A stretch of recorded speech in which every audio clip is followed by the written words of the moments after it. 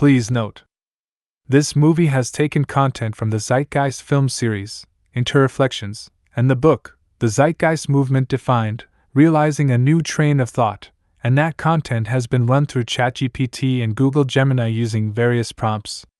It also contains some original prompts written by me. Zeitgeist music has also been taken and influenced by AIVA.ai. The so-called official Zeitgeist movement and Peter Joseph's company, Gentle Machine Productions, do not own the truth they have presented. The word official is actually strongly related to the word authority, yet truth should be the authority, not any individual or group.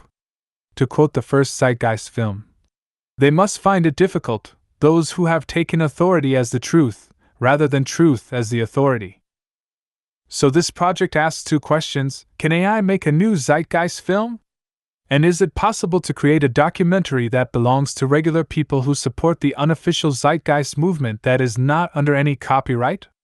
Copyright in reality is a form of plagiarism. Someone is plagiarizing reality when something is put under copyright. Our reality has already allowed any combination a human can come up with. So there is no such thing as something original, as everything is interconnected. There are only discoveries, there's no such thing as an invention. Reality is at odds with the basis of copyright, as humans learn by copying, machines work by copying, and nature works by copying. Without copying, nature would not exist. Copyright presents a hierarchical view of reality, just like religion.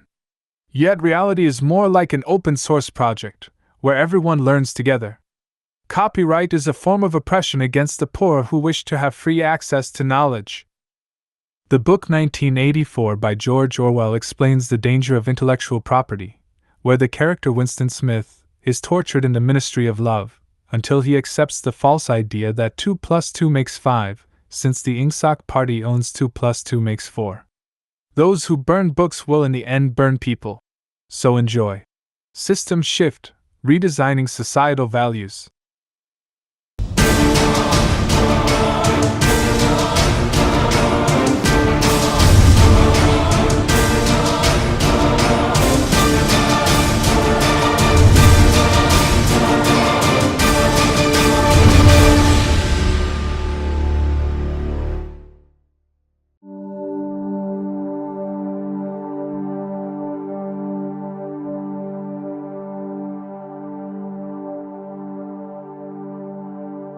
In our current societal structure driven by trade and profit, there exists an unspoken addiction to monetary gain that disrupts the prospect of fair and equal exchanges. The prevailing global mindset seems steeped in an illusion, valuing superficiality over intellect, prioritizing competition and property ownership over sharing and communal harmony. Instead of embracing sustainable practices and preservation, we endorse wasteful consumption, favoring cost efficiency over technical efficiency. The prevailing energy sources are often unsustainable and polluting, disregarding cleaner, more abundant alternatives. Moreover, the prevalence of conflict and the profiteering from warfare have overshadowed the potential for peaceful collaboration that fosters genuine progress. It's an unfortunate reality we find ourselves in, and perhaps it's time to challenge this fraudulent social paradigm that undermines our collective well-being. In the realm of contemporary psychology, a term often evoked is maladjusted, resonating with frequencies that underscore the pursuit of an idealized state of adjustment. This ubiquitous word, sought after for its promise of averting psychological complexities, propels the desire for a well-adjusted life, steering clear of neurotic and schizophrenic tendencies. Yet, within this narrative of conformity, I find myself compelled to assert that there exist facets of our society and world to which I proudly proclaim my maladjustment. I invite all individuals of goodwill to share in this maladjustment, fostering an unyielding stance until the inherent injustices and deficiencies of our societies are rectified, urging for the realization of a greater good that transcends the confines of societal norms. The essence of genuine discovery and collective progress lies in the freedom to express thoughts openly. In the marketplace of ideas, the freedom to speak and think openly serves as a sieve, letting the kernels of wisdom rise while allowing the weightless husks of flawed concepts to fall by the wayside. Only through this unbridled liberty to vocalize beliefs and challenge perspectives can the truth, like a beacon in the dark, emerge from the tumult of dialogue and dissent. Without this liberty, the path to enlightenment remains obscured, and the voyage toward truth becomes a labyrinth without an exit. Each time a word becomes prohibited, you remove a stone from the democratic foundation. Society demonstrates its impotence in the face of a concrete problem by removing words from the language. The book burners have nothing on modern society. The human qualities can be expressed in one word: hypocrisy. We elevate those who say right but mean wrong, and mock those who say wrong but mean right. Throughout history, the backdrop of human survival was dominated by the primal forces of nature, a ceaseless battle against the elements and the wild unknown. Yet, as time charted its course, a remarkable transformation took shape. The evolution of civilization and technology conquered many of nature's adversities, granting humanity dominion over its immediate environment. However, an unforeseen shift arose, where once nature posed the gravest threat, the specter of human-created cultures now casts its shadow. The peril of today isn't merely the unrelenting force of nature, but the tangled complexities of our own societal constructs, echoing across the globe. The survival of our species is no longer besieged by the fury of the natural world, but entangled within the intricacies of how we coexist, how we treat one another, and the cultures we've nurtured. The true test of survival has become what we, as a species, are doing to each other within the constructs of our own creation. In the midst of societal decline, art serves as a mirror, reflecting the cracks and decay woven into the fabric of existence. Truthful art, in its raw and unfiltered form, doesn't shy away from showcasing the stark realities of a faltering society.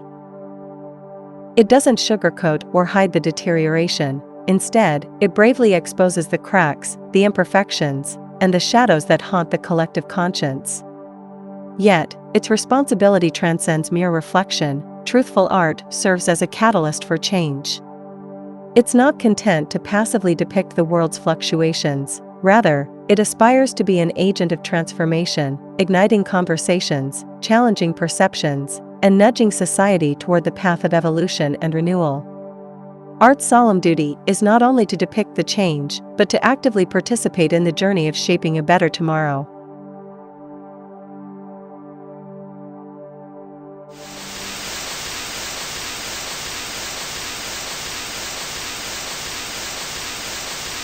This company knew absolutely that they had a problem with the product. They knew that it was infected with AIDS. They dumped it because they wanted to turn this disaster into a profit. Do something for yourself. Join the Army Reserve. The Adelaide Casino. Somewhere over the rainbow is right here, and everybody's welcome to a piece of it.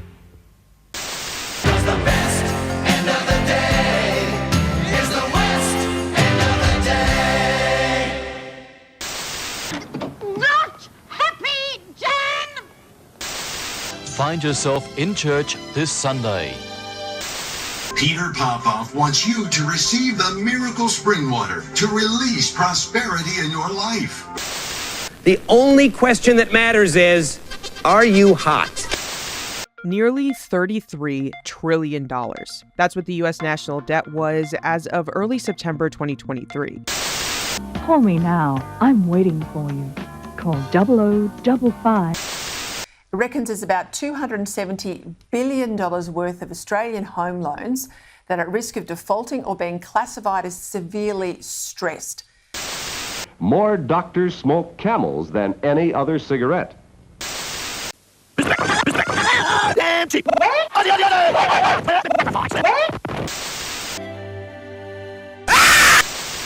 Ask the obliging Bank of America for a jar of soothing instant money, M-O-N-E-Y, in the form of a convenient personal loan.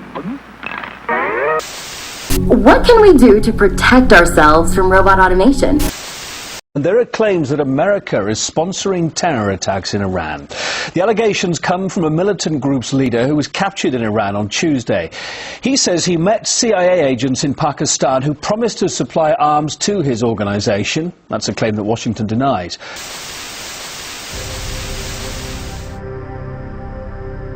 When thinking about society and mental health, there's a curious dynamic at play. It's often perceived as positive when individuals conform or adapt well to societal norms.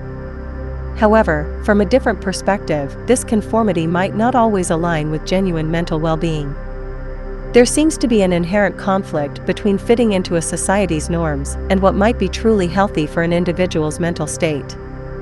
It's like a delicate balance where being well-adjusted to societal standards doesn't necessarily equate to being mentally healthy in a society that might not foster genuine well-being for its individuals. The human pursuit of acquisition, driven by the relentless desire for more possessions and material wealth, finds a poignant analogy in the game of Monopoly. The game encapsulates the essence of this pursuit, the unending quest for accumulation, the ruthless tactics employed to gain an upper hand, and the eventual realization that all these acquisitions are ephemeral, destined to return to the box. When you accumulate properties and wealth in the game Monopoly, there is a profound lesson that transcends the confines of a mere board game. Ultimately, everything acquired in the game, no matter how much one amasses, returns to a metaphorical box. There is a futility of an existence solely defined by the acquisition of material possessions. The game, a microcosm of human existence, reflects the societal drive toward accumulation, often leading to a cycle of deception, inequality, and monopoly. In this pursuit, individuals are ensnared in a never-ending quest for more wealth, more properties, and more acquisitions, yet these acquisitions fail to fulfill genuine human needs.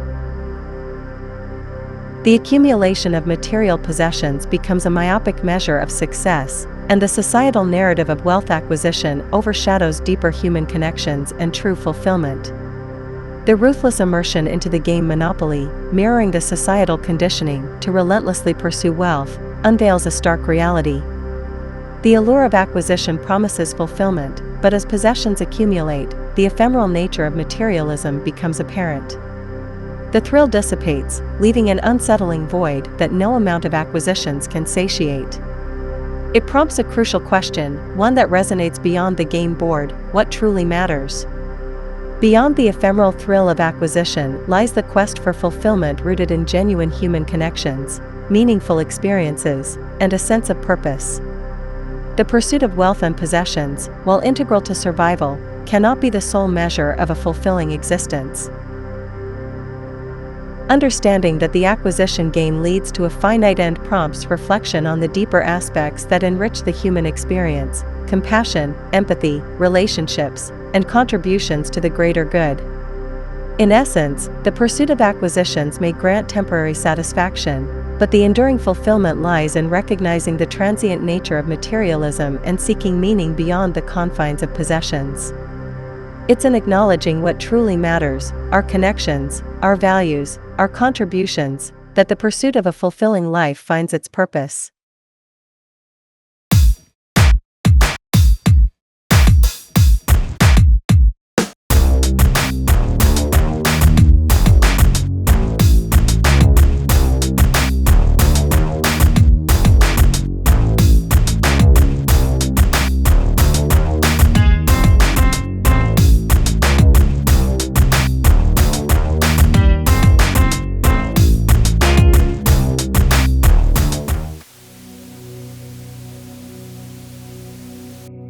Watch the crazy shit people do for money.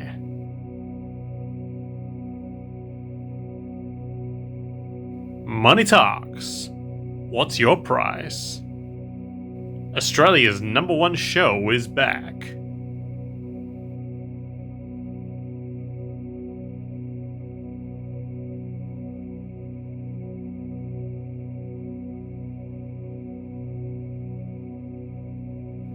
Seems like your wife got a new job, and her customers pay very well.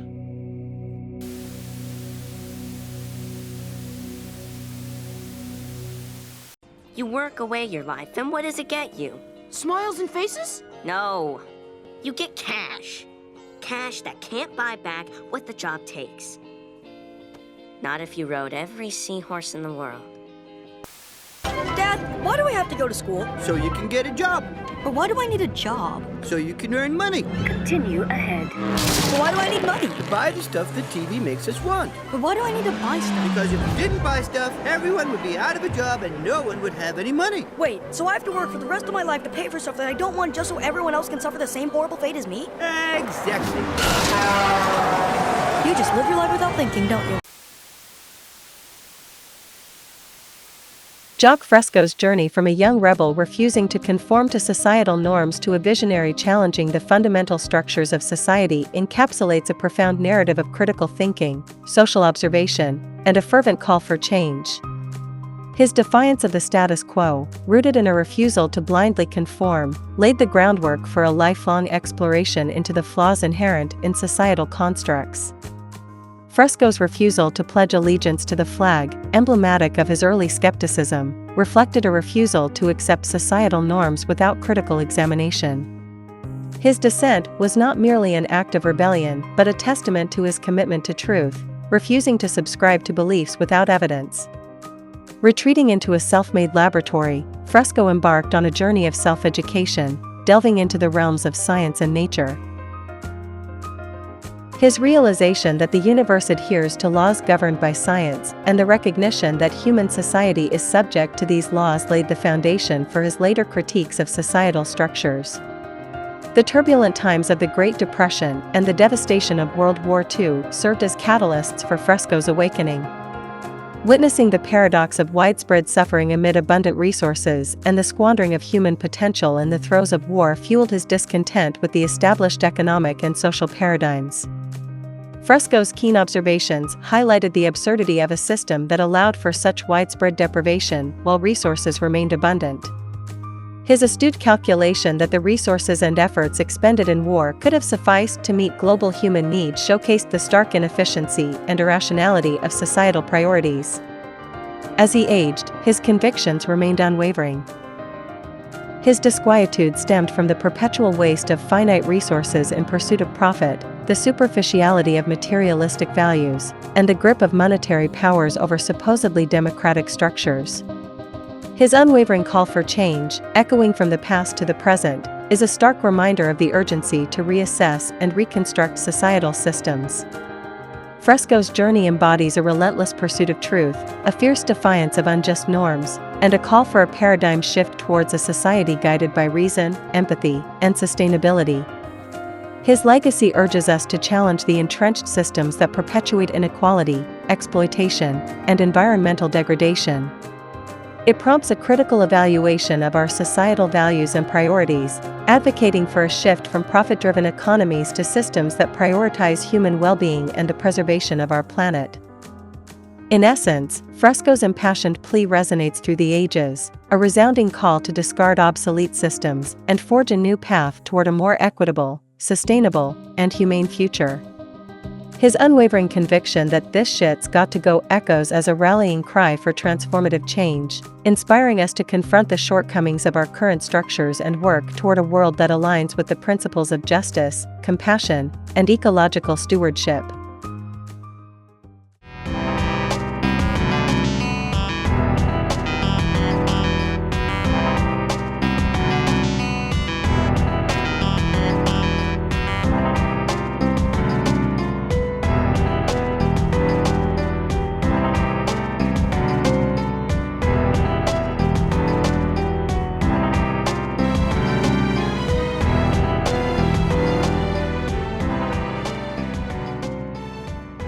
In the vast tapestry of history, pivotal transformations have often been catalyzed by the resolute determination of a dedicated few. The collective force of a small group of individuals, driven by unwavering commitment and thoughtful action, has proven to be a catalyst for monumental change. Throughout time, these passionate advocates have ignited revolutions, challenged norms, and reshaped the trajectory of societies. Their profound impact echoes the belief that authentic change arises not solely from sheer numbers, but from the unwavering dedication and purposeful endeavors of a committed few, standing as a testament to the potential of human determination and unity.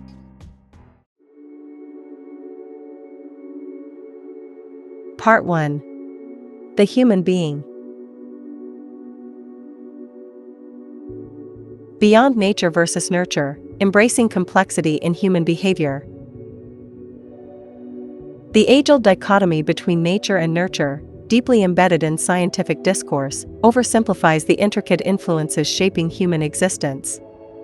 This stark contrast between genetics as the deterministic root of all causality and the perspective of humans as solely social organisms devoid of biological influence perpetuates a false dichotomy.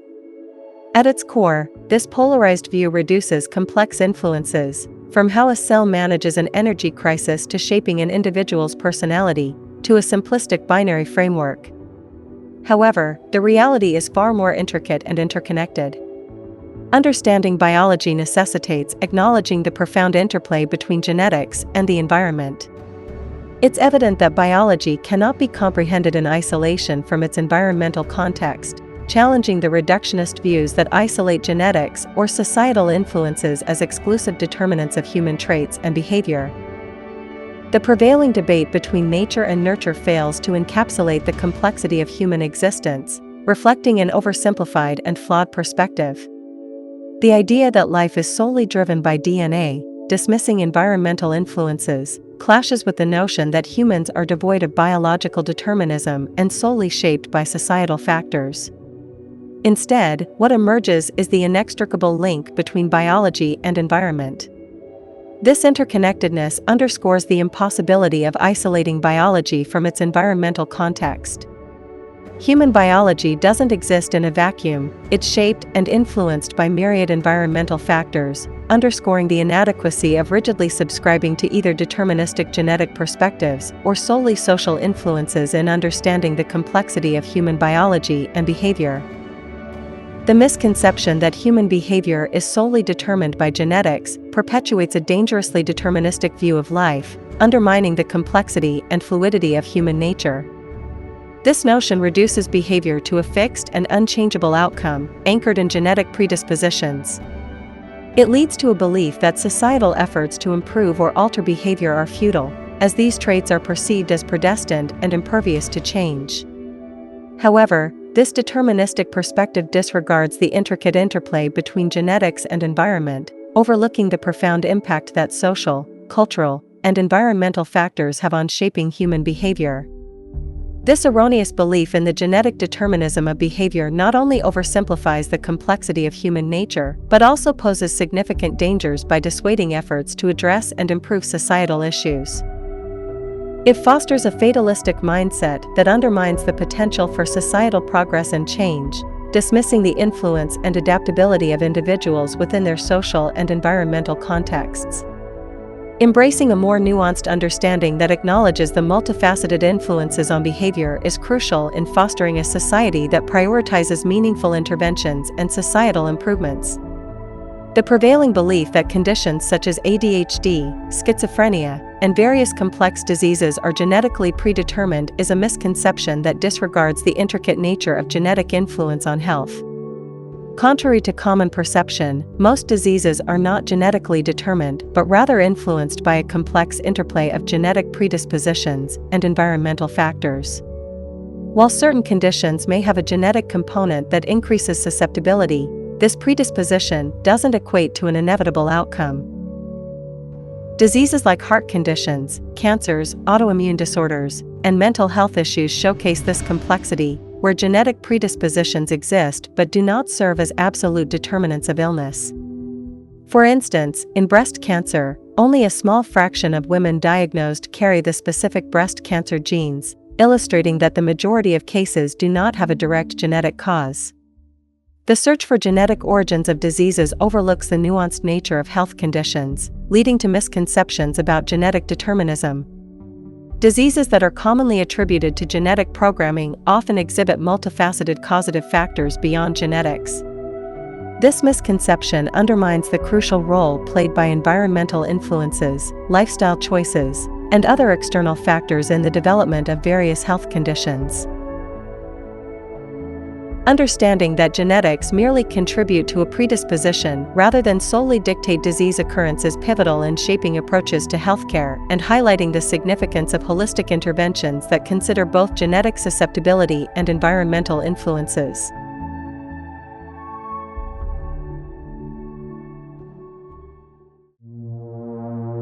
The complexity of genetic influence on health and behavior.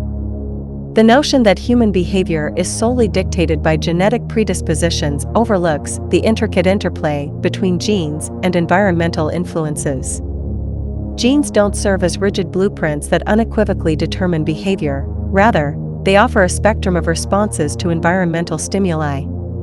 Emerging research suggests that early childhood experiences and the nature of child rearing can significantly impact gene expression, effectively activating or deactivating certain genes. These influences contribute to molding an individual's developmental trajectory, aligning their responses with the demands of their environment. In essence, genes don't predestine behavior, but rather offer varying responses to the environment, showcasing the plasticity and adaptability of human nature in response to external factors. The dynamic relationship between genes and the environment challenges the simplistic view that genes solely dictate behavior. Instead, genes provide individuals with different avenues for navigating and responding to their surroundings. Environmental cues and experiences can influence the expression of genes, effectively modifying an individual's developmental path. This realization underscores the complex interplay between genetic predispositions and environmental factors, emphasizing the adaptability and responsiveness of human behavior to the demands of the world in which individuals find themselves. Ultimately, this understanding highlights the multifaceted nature of human behavior, debunking the notion that behavior is rigidly predetermined by genetics and underscoring the role of environment in shaping human responses and actions. The impact of childhood abuse on the brain's genetic makeup highlights the significant role of environmental experiences in shaping genetic expression. A study conducted on suicide victims in Montreal revealed a profound correlation between childhood abuse and genetic alterations within the brain. Autopsies showed distinct genetic changes present in the brains of young adults who had suffered childhood abuse, changes absent in individuals who had not experienced such trauma. This phenomenon illustrates an epigenetic effect, wherein environmental factors, in this case, childhood abuse, trigger alterations in genetic expression. These changes at the genetic level underscore the profound influence of environmental experiences in activating or deactivating specific genes, emphasizing the intricate interplay between external factors and genetic responses within the brain. The study's findings illuminate the dynamic relationship between environmental influences and genetic expression within the brain. The term epigenetic denotes alterations occurring atop the genetic structure, showcasing how environmental factors, such as childhood abuse, can leave a lasting imprint on genetic functioning.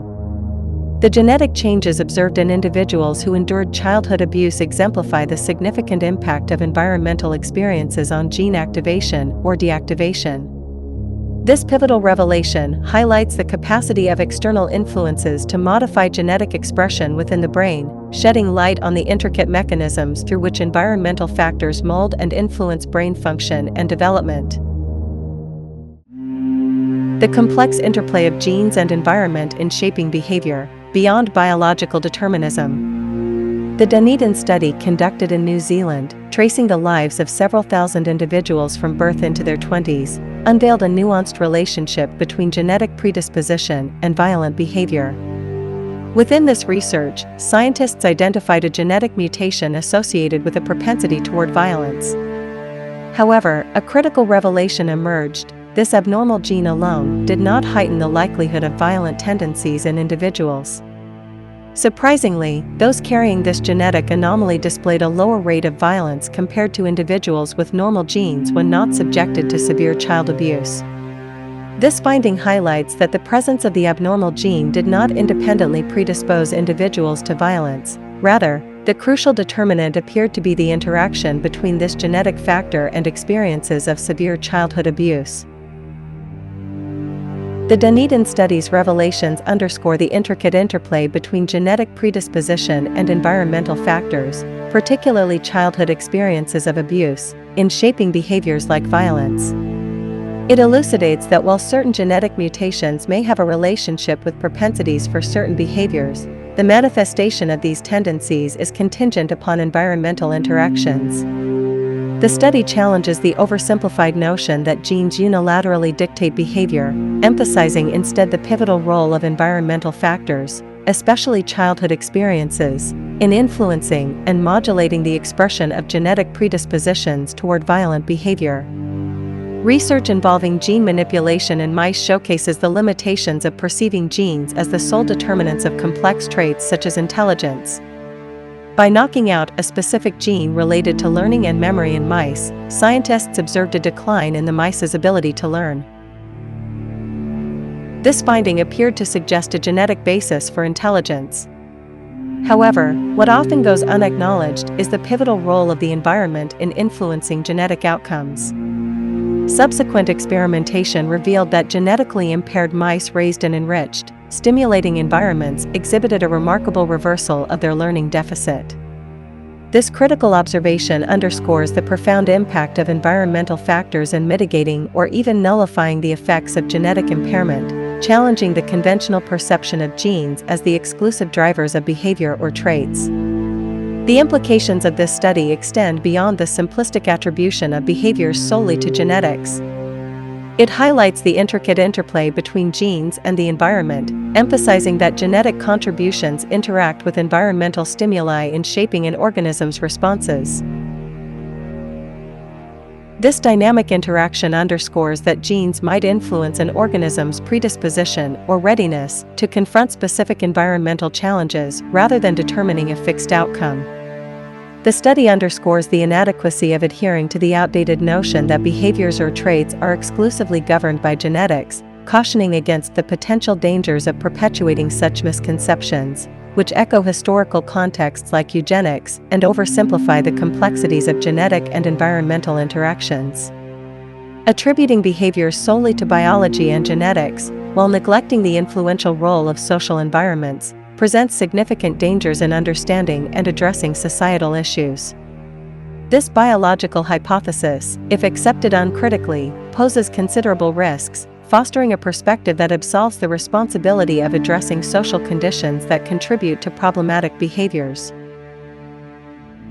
Such a viewpoint might lead to fatalistic conclusions, where individuals are seen as predetermined to exhibit violent tendencies due to their biological disposition. Consequently, this stance could rationalize punitive measures as the sole recourse, disregarding the imperative of altering social environments and the underlying conditions that foster violence. Embracing this perspective potentially overlooks the essentiality of addressing societal factors and dismissing the transformative potential of creating supportive, nurturing environments that mitigate violent predispositions. Relying solely on biological explanations for behaviors, while disregarding the influence of social contexts, can have detrimental consequences in shaping societal responses to problematic behaviors. If the focus remains fixed on genetic predispositions to violence without acknowledging the impact of social environments, it could inadvertently reinforce a mindset that favors punitive measures over proactive social interventions. This reductionist view might lead to fatalistic attitudes, negating the importance of altering societal conditions that contribute to violent behaviors. Neglecting the role of social preconditions in fostering violence could impede efforts aimed at societal reform, ultimately hindering the creation of nurturing, supportive environments that offer alternatives to punitive measures and pave the way for meaningful societal change. The legal and prison systems are often seen as the primary means of addressing crime and antisocial behavior in society. However, these systems often fail to address the root causes of such behavior, leading to a cycle of incarceration and recidivism. Societal efforts often focus on punishments like prisons and police, which are costly. However, addressing poverty, a root cause of crime, is not given enough attention or financial resources. Poverty is a pervasive issue that affects millions of individuals and families worldwide. It is characterized by a lack of access to basic necessities such as adequate housing, food, healthcare, and education. Living in poverty often leads to limited opportunities, social isolation, and exposure to criminogenic environments. Research has consistently shown a strong correlation between poverty and crime, as individuals struggling to meet their basic needs may resort to illegal activities as a means of survival or to escape their circumstances. To effectively address crime, it is crucial to recognize the role of poverty and other socioeconomic factors in shaping behavior. Society needs proactive solutions beyond punishment, investing in poverty alleviation, education, healthcare, and community development to address crime's root causes.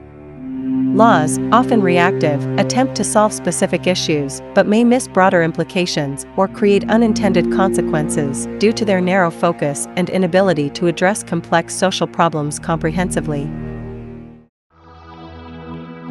The genetic fallacy, evading systemic accountability. The tendency to attribute human flaws or societal issues solely to genetics provides a convenient escape from acknowledging the deeper-rooted societal, economic, and historical factors that contribute to problematic behaviors or systemic challenges. This oversimplification often manifests as a belief that any individual dissatisfaction or antisocial conduct stems from inherent genetic flaws rather than examining the broader societal structures.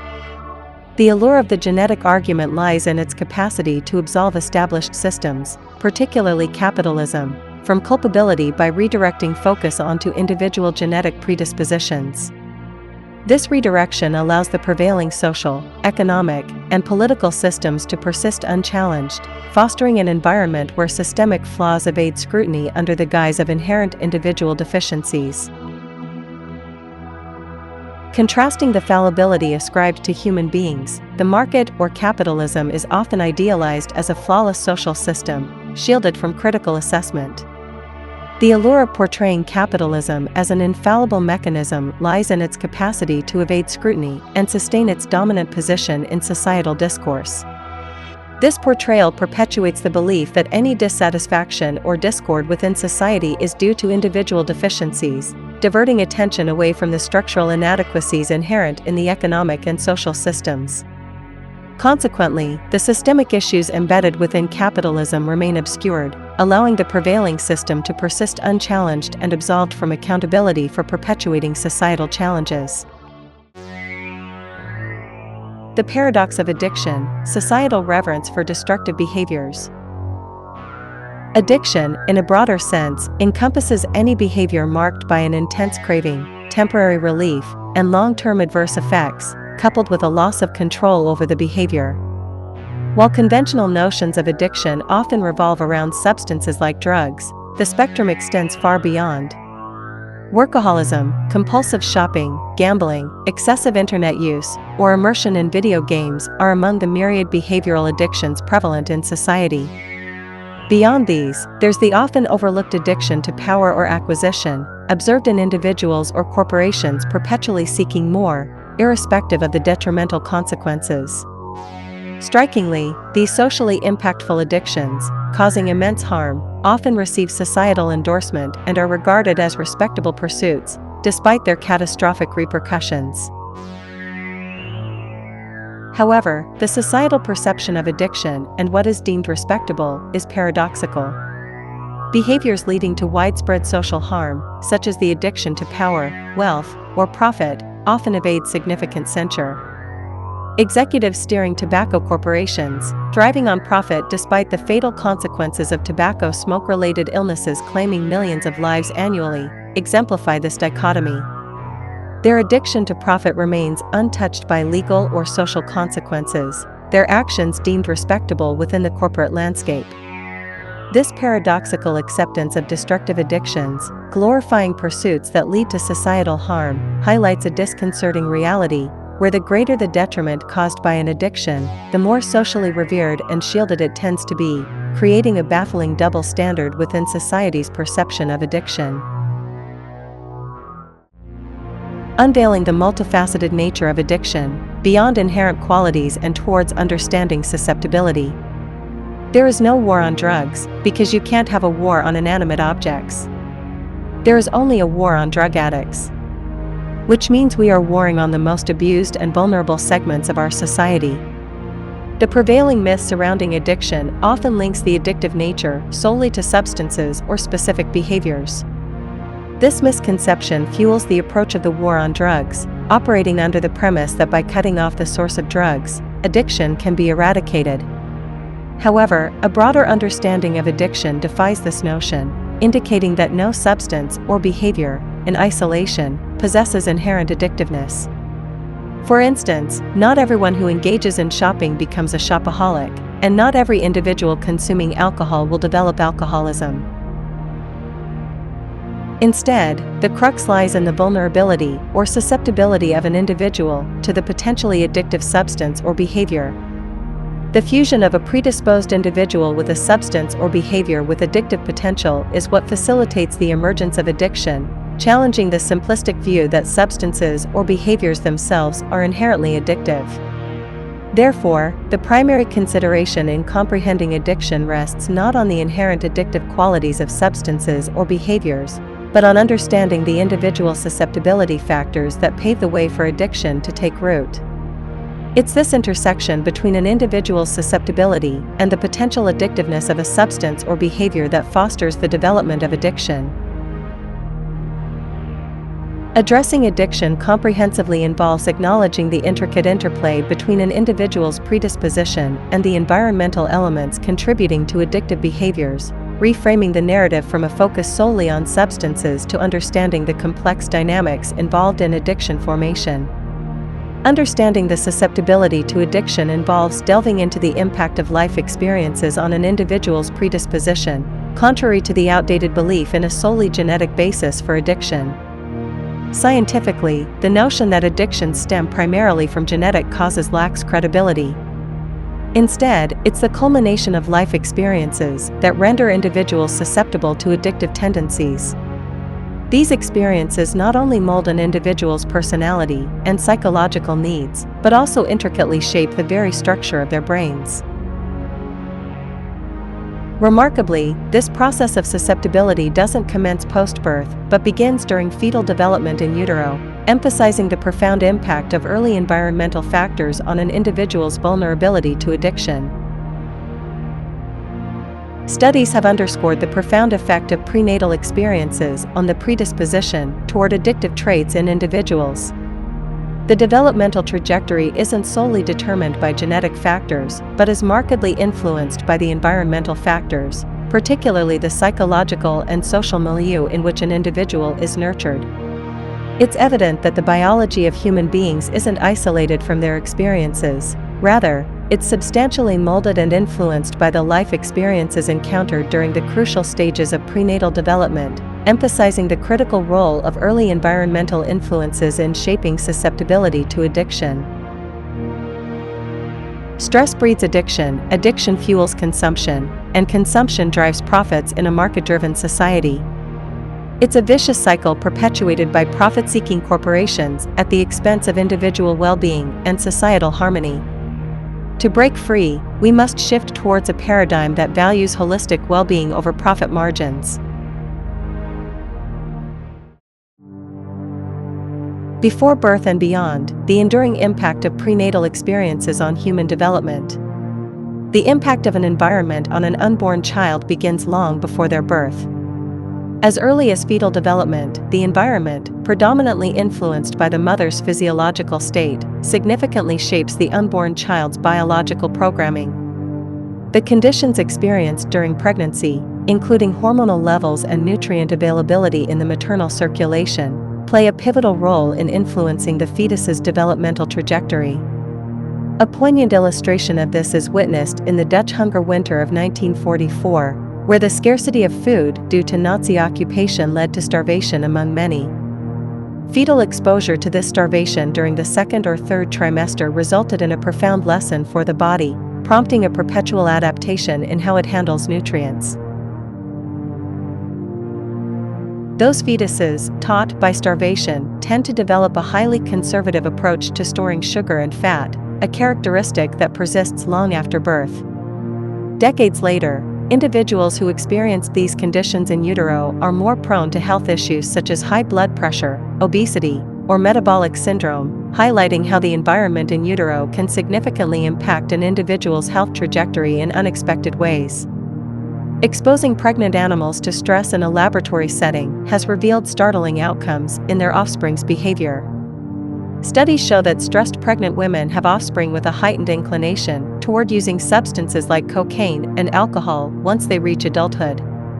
This stress isn't confined to laboratory scenarios. Human mothers who undergo stress during pregnancy also have discernible effects on their children. For instance, in a British study, women who experienced abuse during pregnancy exhibited elevated levels of cortisol, a stress hormone, in their placenta during birth. Consequently, their children displayed a greater vulnerability to conditions predisposing them to addictions by the age of 7 or 8, highlighting how prenatal stress lays the foundation for various mental health issues. Further research conducted in Israel focused on children born to mothers pregnant before the onset of the 1967 war unveiled alarming findings. These expecting mothers endured significant stress during pregnancy, which manifested in their offspring having a higher occurrence of schizophrenia compared to the average cohort. These profound outcomes emphasize the substantial impact of prenatal experiences on the development of an individual, underscoring the lasting influence of stress during the gestational period.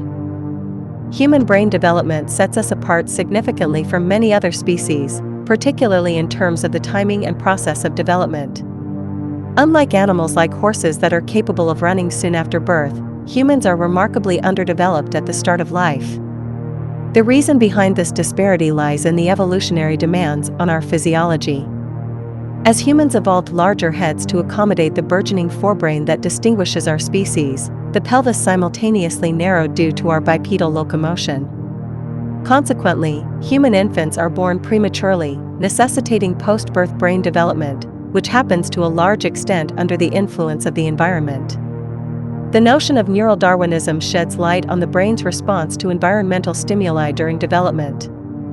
This concept underscores that brain circuits receiving appropriate environmental input tend to develop optimally, while those lacking such input may not fully develop or even regress.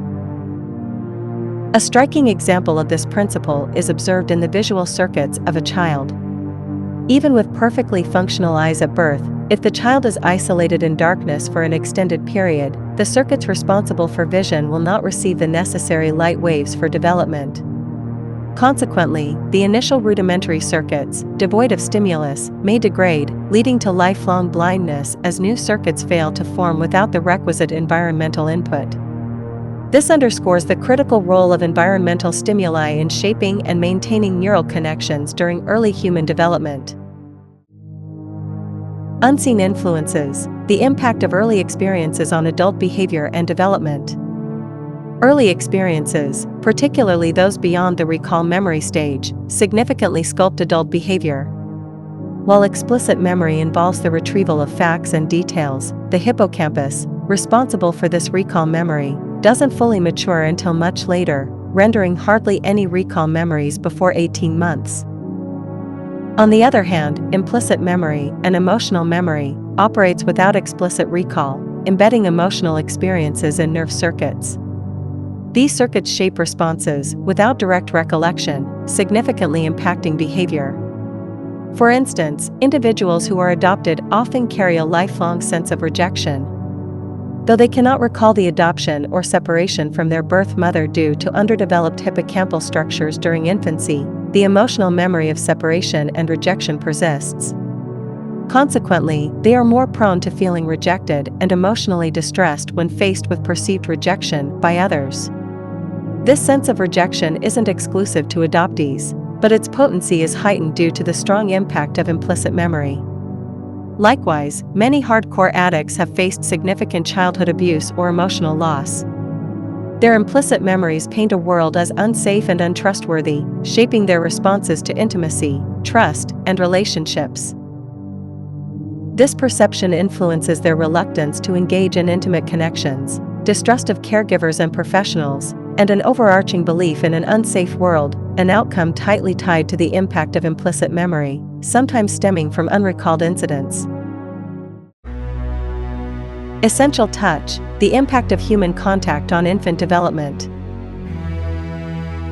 human touch plays a fundamental role in the development of infants. Studies have revealed that premature babies benefit significantly from even just 10 minutes of being touched and stroked on their backs each day, aiding in their brain development. Touch is an essential need for infants, so much so that the absence of physical contact can have severe consequences. Infants who are not held or touched might experience detrimental effects, and in extreme cases, the lack of touch can lead to fatality. However, societal pressures often advise against picking up crying babies, advocating for uninterrupted sleep, and discouraging frequent holding, contrary to the crucial need for physical contact. This conflicting advice deprives infants of the essential comfort and care they need, potentially leading them to develop implicit memories of a world that lacks compassion and care. Ties that bind, the crucial role of childhood environment.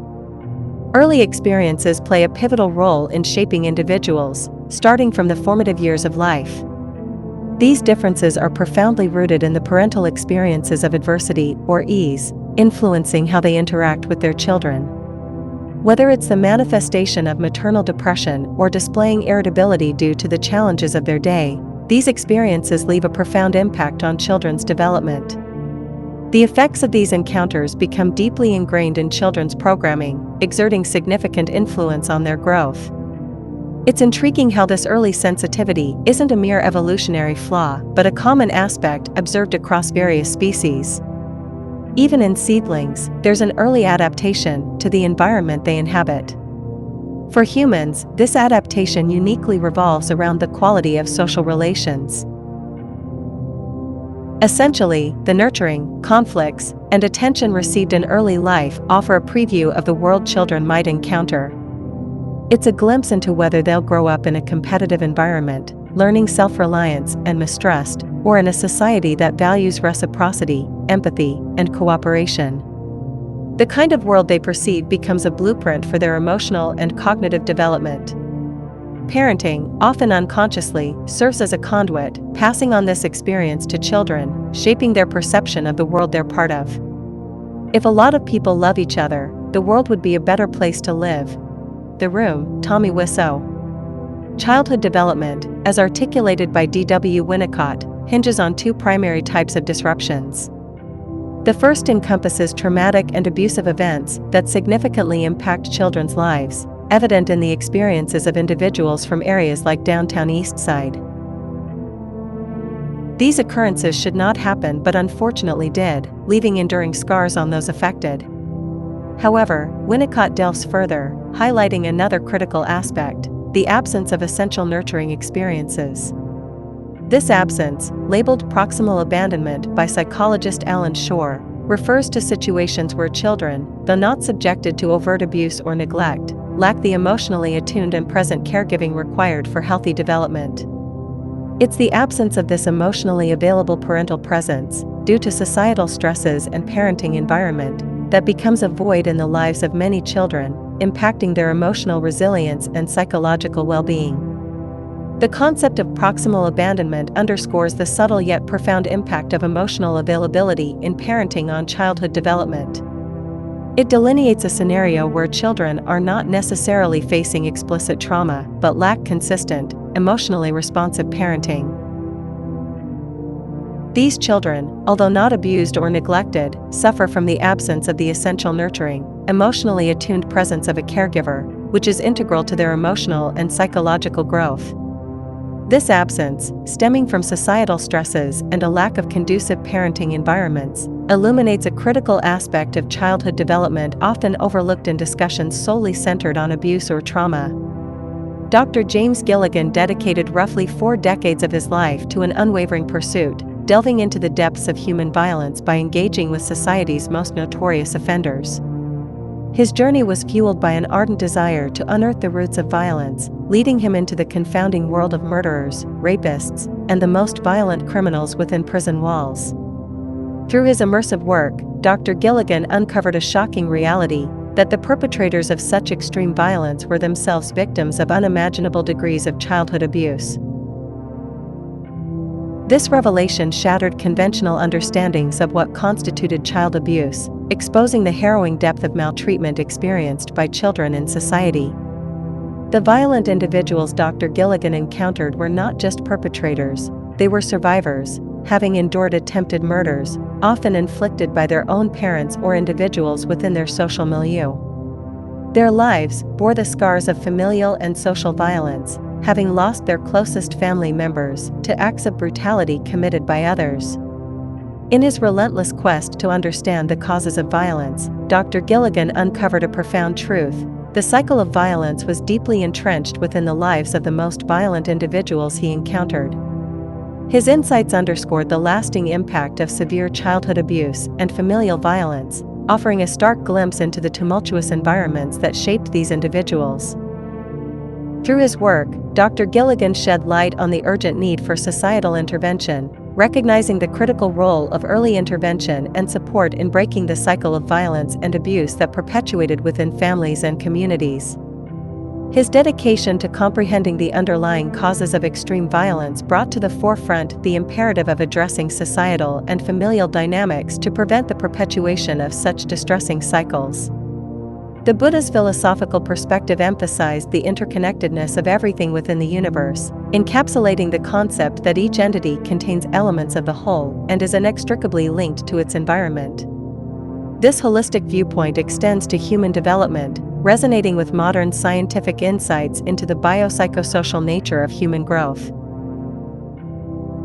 Contemporary research, notably explored by psychiatrist and researcher Daniel Siegel at UCLA through his concept of interpersonal neurobiology, delves into the intricate relationship between human biology and its interaction with the social and psychological environment. Siegel's framework elucidates that the functioning of the human nervous system is intricately intertwined with personal relationships, primarily rooted in interactions with parental caregivers, influential attachment figures, and the broader cultural context. From infancy through adulthood and even into the twilight of life, this interconnectedness remains a cornerstone, shaping neurological functioning and development. The understanding that neurological functioning is profoundly influenced by the surrounding environment underscores the importance of the environment throughout the human lifespan. This concept illuminates that the quality of personal relationships and the broader cultural milieu significantly impact not only the development of the nervous system during infancy and childhood, but also continue to shape neurological functions in adulthood and later stages of life. It emphasizes the vital role of nurturing, supportive relationships in molding brain development, underscoring the lifelong impact of social and cultural environments on neurological functioning. This holistic perspective challenges the notion of isolating human biology from its surroundings, emphasizing the integral connection between individual development and the dynamic interplay with the environment. Understanding the broken windows effect in criminology. The proliferation of graffiti, even when not obscene, confronts the subway rider with the inescapable knowledge that the environment he must endure for an hour or more a day is uncontrolled and uncontrollable, and that anyone can invade it to do whatever damage and mischief the mind suggests. The broken window effect, often referred to as the broken windows theory, is a criminological concept suggesting that visible signs of disorder and neglect in a community can lead to an increase in both petty crime and more serious criminal behavior. The theory was popularized by James Q. Wilson and George L. Kelling in 1982. It uses the analogy of a broken window in a building. If a broken window in a building is left unrepaired, it sends a signal that no one cares about the property. Consequently, this encourages further vandalism and more serious crimes, as the lack of maintenance conveys an atmosphere of lawlessness and neglect. The theory posits that the presence of disorderly and unkempt environments fosters an environment conducive to criminal activity. The broken windows theory emphasizes the importance of maintaining order and addressing minor signs of disorder and vandalism in a community to prevent more serious crimes from occurring. It suggests that by addressing small issues promptly, communities can create an environment that discourages criminal behavior and promotes a sense of order and safety. This theory has been influential in shaping policing strategies and community policing approaches in various urban settings. However, its effectiveness and application have been subject to debate among criminologists and policymakers. Classical music has been employed as an unconventional yet effective tool in deterring crime, resonating with the concept of the broken window effect. The theory suggests that improving the social environment can significantly reduce criminal activities. In this context, playing classical music in public spaces serves as a mechanism to elevate the ambience, signaling a sense of orderliness and care for the surroundings. It contributes to creating an environment that discourages antisocial behavior by promoting a sense of respect and civility. The presence of classical music not only enriches the atmosphere but also fosters a more positive social environment, potentially deterring potential criminal activities by invoking a sense of community pride and responsibility for shared spaces. Shifting landscapes, tracing humanity's journey from egalitarianism to conflict. Throughout history, human societies have traversed diverse landscapes, experiencing an array of societal structures. Egalitarianism found its roots in early human societies, particularly among hunter-gatherer communities that thrived on principles of food sharing and reciprocal exchanges. These small, tightly knit groups predominantly survived through foraging, with limited hunting, fostering environments where individuals were deeply connected through kinship ties, often spanning extended families or known acquaintances. Material culture was relatively sparse, and social fluidity between groups was common, characterized by a world where interpersonal relationships and community bonds held paramount significance. This era of human existence, marked by its simplicity and close-knit social fabric, notably bore fewer traces of organized group violence, contrasting starkly with later periods of human history marked by such conflict. The question then arises, how did humanity diverge from this less violent, egalitarian existence into more contentious and organized societal frameworks? Violence within human societies exhibits immense diversity and isn't uniformly distributed across different cultures. Some societies stand as exemplars of near-absent violence, portraying remarkably low levels of aggression. Certain Anabaptist religious groups, such as the Amish, Mennonites, and Hutterites, adhere strictly to pacifism. Remarkably, among the Hutterites, there's a complete absence of recorded homicide cases, reflecting the profound commitment to nonviolence within these communities. During periods of significant conflict, like World War II, members of these groups preferred imprisonment over military service, staunchly adhering to their pacifist beliefs. In regions like the kibbutzim in Israel, characterized by exceptionally low violence levels, criminal courts sometimes employ a unique approach, sending offenders who have committed violent crimes to live in these communities. The rationale behind this unconventional measure is for these individuals to learn and adopt the nonviolent lifestyle prevalent within the kibbutzim, highlighting the powerful impact of such peaceful living environments on shaping behavior. Our identities, perceptions, and even our beliefs about life are deeply influenced by the societies we inhabit. Societies encompass various facets, including theological, metaphysical, linguistic, and cultural elements, collectively shaping our views on fundamental aspects of existence. These societal influences guide our understanding of core concepts, whether life revolves around sin or beauty, whether our actions impact an afterlife, and other existential considerations. A broad distinction emerges between individualistic and collectivist societies, each fostering distinct mindsets and ideologies. For instance, in the United States, an epitome of individualism, capitalism fuels a narrative of limitless potential for upward mobility, but also correlates with diminishing safety nets. In such stratified societies, the social structure limits symmetrical, reciprocal relationships, resulting in fewer peers and instead fostering a landscape of hierarchical structures. Consequently, a society with limited reciprocal partnerships often witnesses a decline in altruistic behavior. In an individualistic society like America, the dynamics of capitalism form a stark backdrop. The promise of ascending the societal pyramid corresponds to a reduction in safety nets, a trade-off inherent in this pursuit of upward mobility. This societal structure shapes relationships characterized by differing statuses and entrenched hierarchies, diminishing the prevalence of symmetrical, reciprocal partnerships. As the number of peers decreases, altruism within the society diminishes, reflecting the impact of societal structures on individual behaviors and values. The emphasis on personal advancement within such systems inherently fosters a competitive ethos, limiting the space for mutual, reciprocal relationships and, subsequently, altruistic behavior within the societal framework. Understanding the nature of human beings is a complex task, one that encompasses the vast spectrum of social and behavioral variability found within our species. Despite our inherent nature, humans exhibit an unparalleled capacity for social diversity, boasting an array of beliefs, familial structures, and child-rearing practices that highlight our extraordinary adaptability. However, in societies rooted in competition and often marked by exploitation, the prevailing ideology tends to justify ruthless behavior by attributing it to an inherent, unchangeable human nature. A prevailing myth perpetuated in such societies is that humans are naturally competitive, individualistic, and inherently selfish. Yet, the reality starkly contrasts with this notion. At the core of human nature lie certain fundamental needs for companionship, love, acceptance, and connection.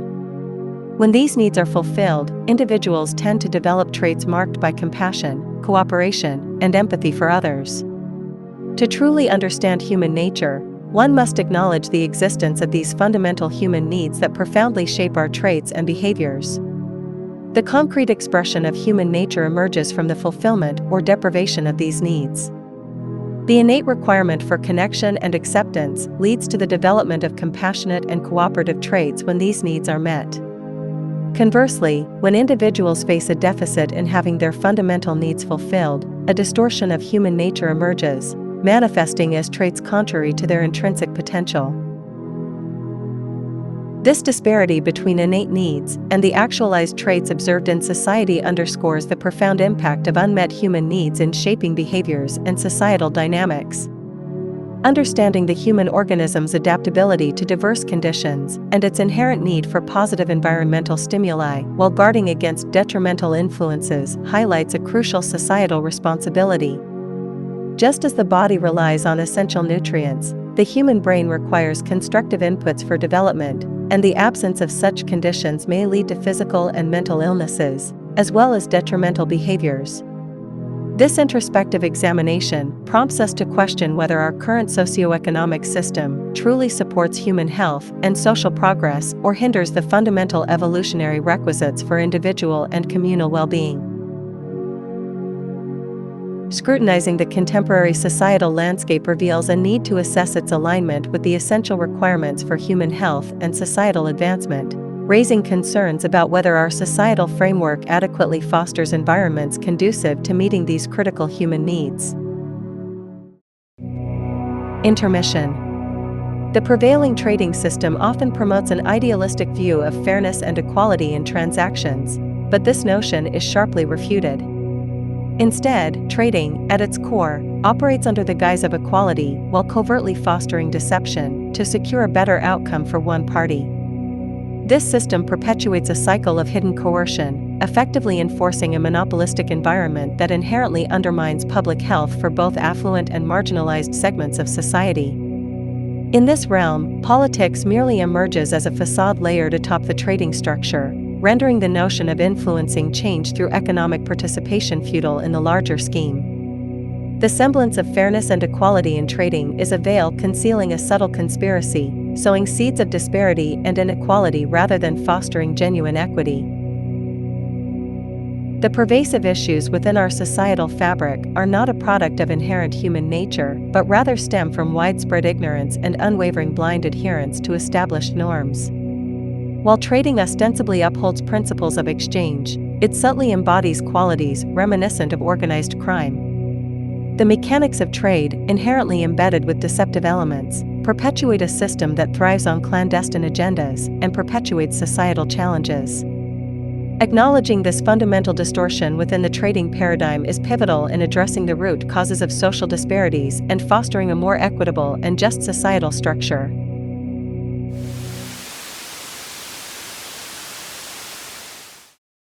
Part 2. Free market capitalism.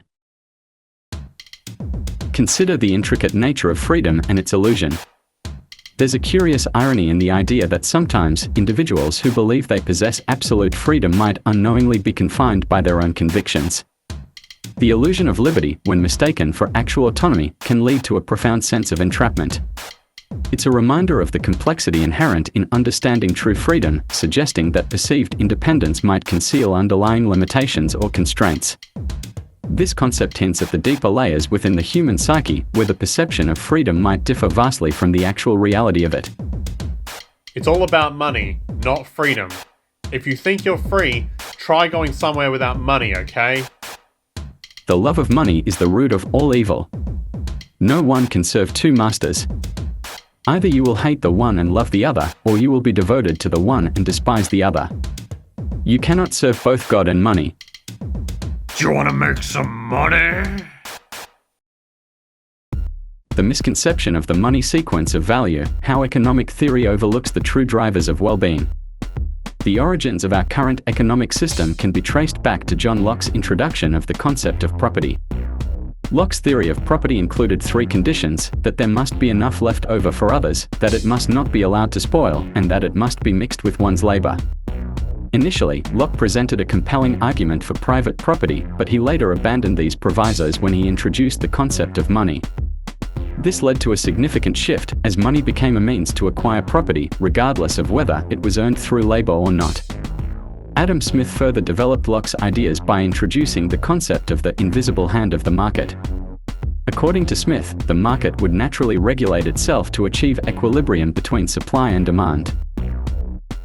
This notion essentially deified the market, as it was now seen as an autonomous entity that would ensure the efficient allocation of resources. Smith also believed that the poor would be limited by the scarcity of subsistence and that nature would deal with this by eliminating their children.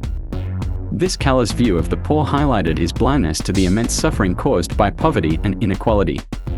The ideas of Locke and Smith have had a profound impact on modern economics and society. Their theories have contributed to the rise of capitalism and the belief in the self-regulating nature of the free market. However, the flaws in their theories, such as the lack of consideration for social justice and the environment, have led to many of the problems we face today, including inequality, poverty, and ecological destruction. Adam Smith, the father of modern economics, proposed the concept of the free market based on the exchange of tangible goods necessary for survival. However, the rise of financial trading, where money is made solely by moving money, has diverted the focus of economic activity away from tangible goods. This shift is rooted in Smith's treatment of money as a commodity, but it has led to the pursuit of money for its own sake, detached from its productive value. The pursuit of financial gain, driven by the money sequence of value, has become the primary economic motivator in virtually every economy worldwide, regardless of their social system. This has overshadowed the foundational life sequence of value, which emphasizes the well-being of individuals and society. The result is a situation where economic activity is dominated by financial transactions and speculative investments, often at the expense of the real economy and societal well-being. The decoupling of the money sequence of value from the foundational life sequence of value has led to a profit-oriented mindset that disregards social and environmental responsibility. This has contributed to a system where economic success is measured solely in terms of financial gain, often at the expense of sustainable development and the well-being of future generations. Realigning the focus back to the life interest is crucial for creating an economic system that prioritizes societal needs and fosters true progress. God doesn't make the world this way. We do. Economic doctrine has been muddled by a fundamental misunderstanding, the belief that the money sequence of value directly leads to the life sequence of value. This misconception arises from the notion that increased sales, rising gross domestic product, and other economic indicators automatically translate into enhanced well-being, leading to the assumption that GDP can serve as a reliable barometer of societal health. This confusion stems from the conflation of the money sequence of value, which encompasses monetary transactions and revenues from goods sold, with the life sequence of value, which represents the processes that sustain and enhance life. By conflating these two distinct sequences, economic theory has built in a fundamental flaw that becomes increasingly perilous as the money sequence of value becomes detached from actual value creation. Economics is not a science. This systemic disorder has dire consequences. As the money sequence of value diverges from the production of tangible value, it transforms into a self-perpetuating cycle of financial transactions that no longer reflect genuine economic activity. This decoupling leads to a situation where economic growth and financial gains are achieved without a corresponding increase in well-being or sustainability. In essence, the current economic system suffers from a structural flaw that renders it both unsustainable and detrimental to societal well-being. This systemic disorder poses a significant threat and demands urgent attention and fundamental restructuring. The insanity of our economic system, prioritizing profit over well-being, sustainability, and justice. In today's society, we often rely on economic indicators like GDP, CPI, and stock market value to measure our progress. However, these measures do not accurately reflect the well-being, happiness, trust, or social stability of a society. They only measure the flow of money and do not provide any insight into the quality of people's lives. Take GDP, for instance. Often touted as a measure of national prosperity, it simply reflects the total value of goods and services produced. Yet GDP does not differentiate between goods and services that contribute to our well-being and those that do not. For example, the GDP would increase if we spent more money on healthcare, even if it meant that people were getting sicker. This is because healthcare spending is counted as a positive contribution to the economy, regardless of whether it actually makes people healthier or not. GDP, CPI, and other economic indicators are important tools for measuring certain aspects of a country's economy. However, they do not provide a complete picture of our progress. To truly understand the well-being of our society, we need to look at a wider range of indicators, including measures of health, happiness, trust, and social stability. You have to create problems to create profit. The current economic system prioritizes profit generation over societal well-being. Saving lives, maintaining ecological balance, promoting justice and peace offer little financial gain within this paradigm. The saying "pass a law and create a business" epitomizes this mindset, as laws often lead to business opportunities, such as the proliferation of lawyers. Similar to how crime creates business, destruction in Haiti has resulted in lucrative opportunities. The United States incarceration rate reflects this profit-driven approach, with approximately 2 million people imprisoned. Private corporations, such as Corrections Corporation of America and Wackenhut, operate many of these prisons and profit from incarcerating individuals. Their stock prices rise based on the number of inmates, highlighting the perverse incentives of the system. This situation serves as a chilling illustration of how the current economic paradigm prioritizes profit over human welfare. It is crucial to challenge this paradigm and explore alternative economic models that prioritize human well-being, environmental sustainability, and social justice. Only then can we create a society that values life, balance, and justice over profit maximization. The global market system is built on the continuous flow of consumption to maintain its functionality. The three main actors in this system are the employee, the employer, and the consumer. Employees sell their labor to employers, who produce goods and services that are purchased by consumers. In order for the system to continue operating, there must be sufficient demand for goods and services to generate income for each of these actors. In theory, an economy is designed to be efficient and minimize waste. However, our current system, with its emphasis on consumption, promotes the opposite. It encourages the rapid depletion of finite resources, such as oil and minerals, which took millions or billions of years to form. This approach, known as ecocidal insanity, leads to the destruction of the environment and is unsustainable in the long term. The intent of the market system is to maximize consumption, not to preserve or economize. This is inherently at odds with the true purpose of an economy, which should be to efficiently allocate resources for producing and distributing essential goods that support life.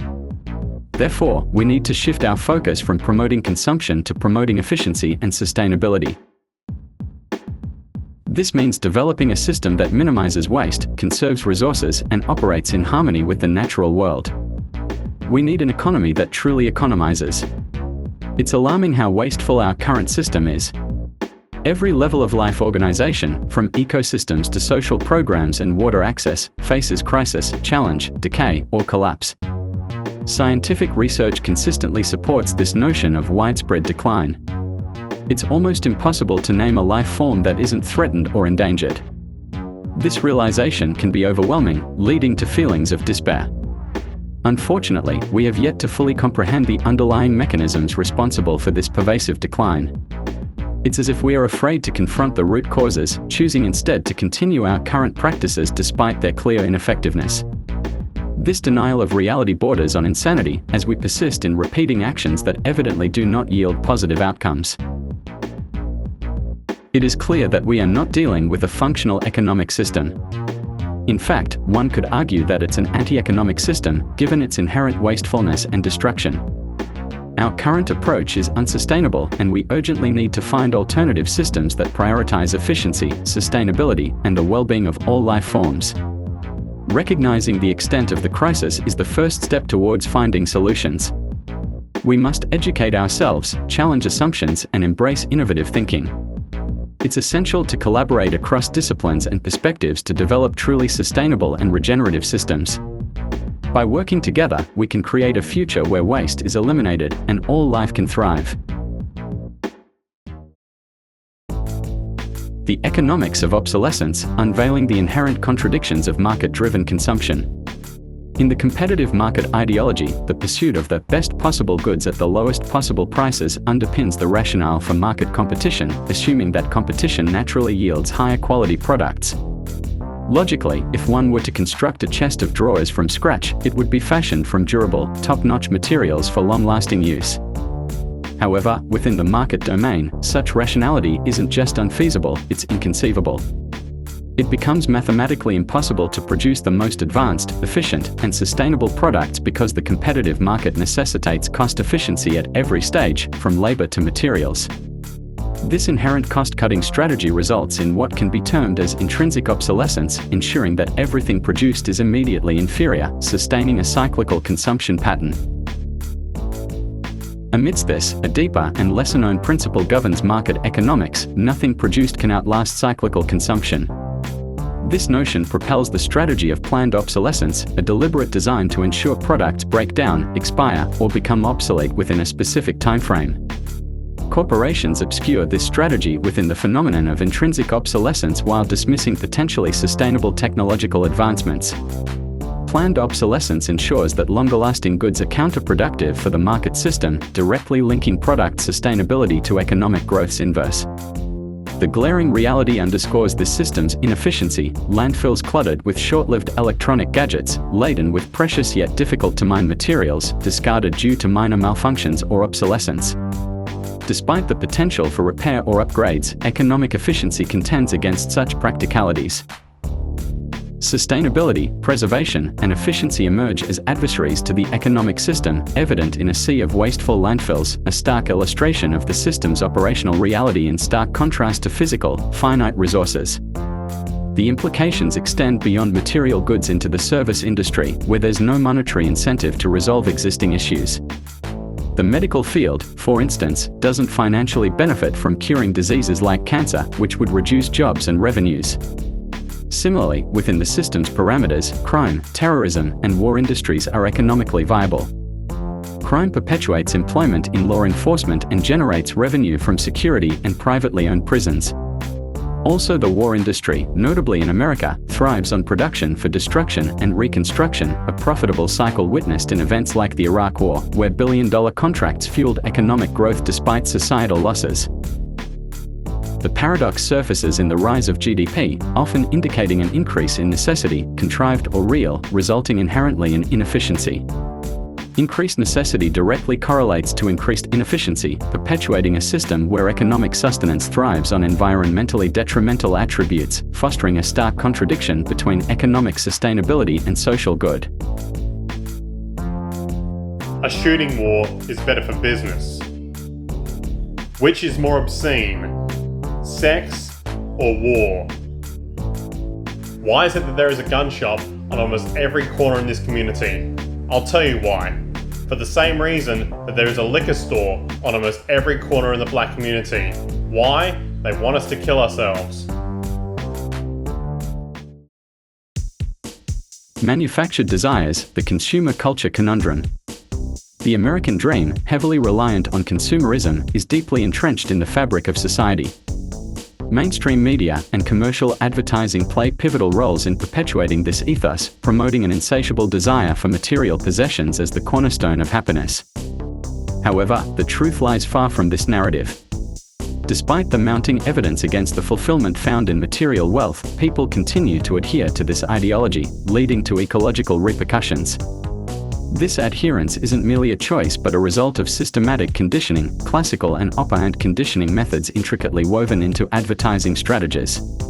Companies boast about their ability to embed brand consciousness even in infants, shaping consumer behaviors from an incredibly young age. This manipulation of values and desires is a reflection of a societal disorder, fostering a distorted perception of fulfillment and contentment. The malleability of the human mind is showcased in the world of commercial advertising. People, influenced by environmental stimuli and reinforced messages, become conditioned to consume. The concept of status, often associated with certain brands, drives consumers to spend exorbitant amounts on products that may have minimal intrinsic value. Traditional communal traditions, fostering trust and cohesiveness, have been reshaped by acquisitive materialistic values. The annual exchange of useless items during holidays exemplifies this shift. Compulsive shopping and acquisition become common when societies condition individuals from childhood to associate material goods with status among peers and family. The foundation of any society rests on its values. In our current societal structure, conspicuous consumption is essential for the continuation of the market system. This drives corporations to invest heavily in advertising, prioritizing the creation of false needs over the production of products. The consumer culture we witness today is a manufactured construct designed to drive higher levels of consumption. Corporations exploit this by spending more resources on advertising than on product creation itself. They successfully manipulate consumers into feeling the need to fill these manufactured gaps, perpetuating the cycle of consumption.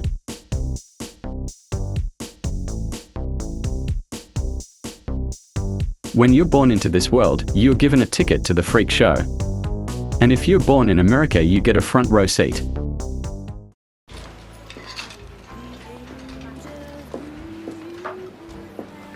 Anything I can help you with? Yes, I'm looking for clothes so expensive only an idiot would buy them. Oh, there they are.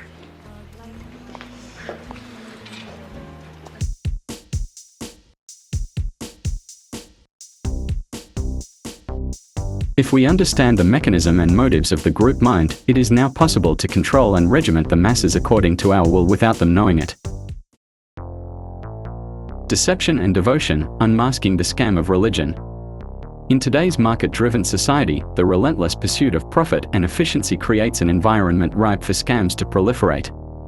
With its focus on maximizing gains and minimizing costs, the market system inadvertently fosters a culture where individuals are drawn to the promise of quick riches.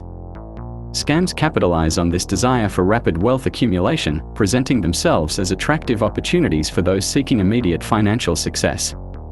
Within this landscape, scams find fertile ground to thrive, exploiting loopholes and vulnerabilities in the system to generate substantial profits in remarkably short periods.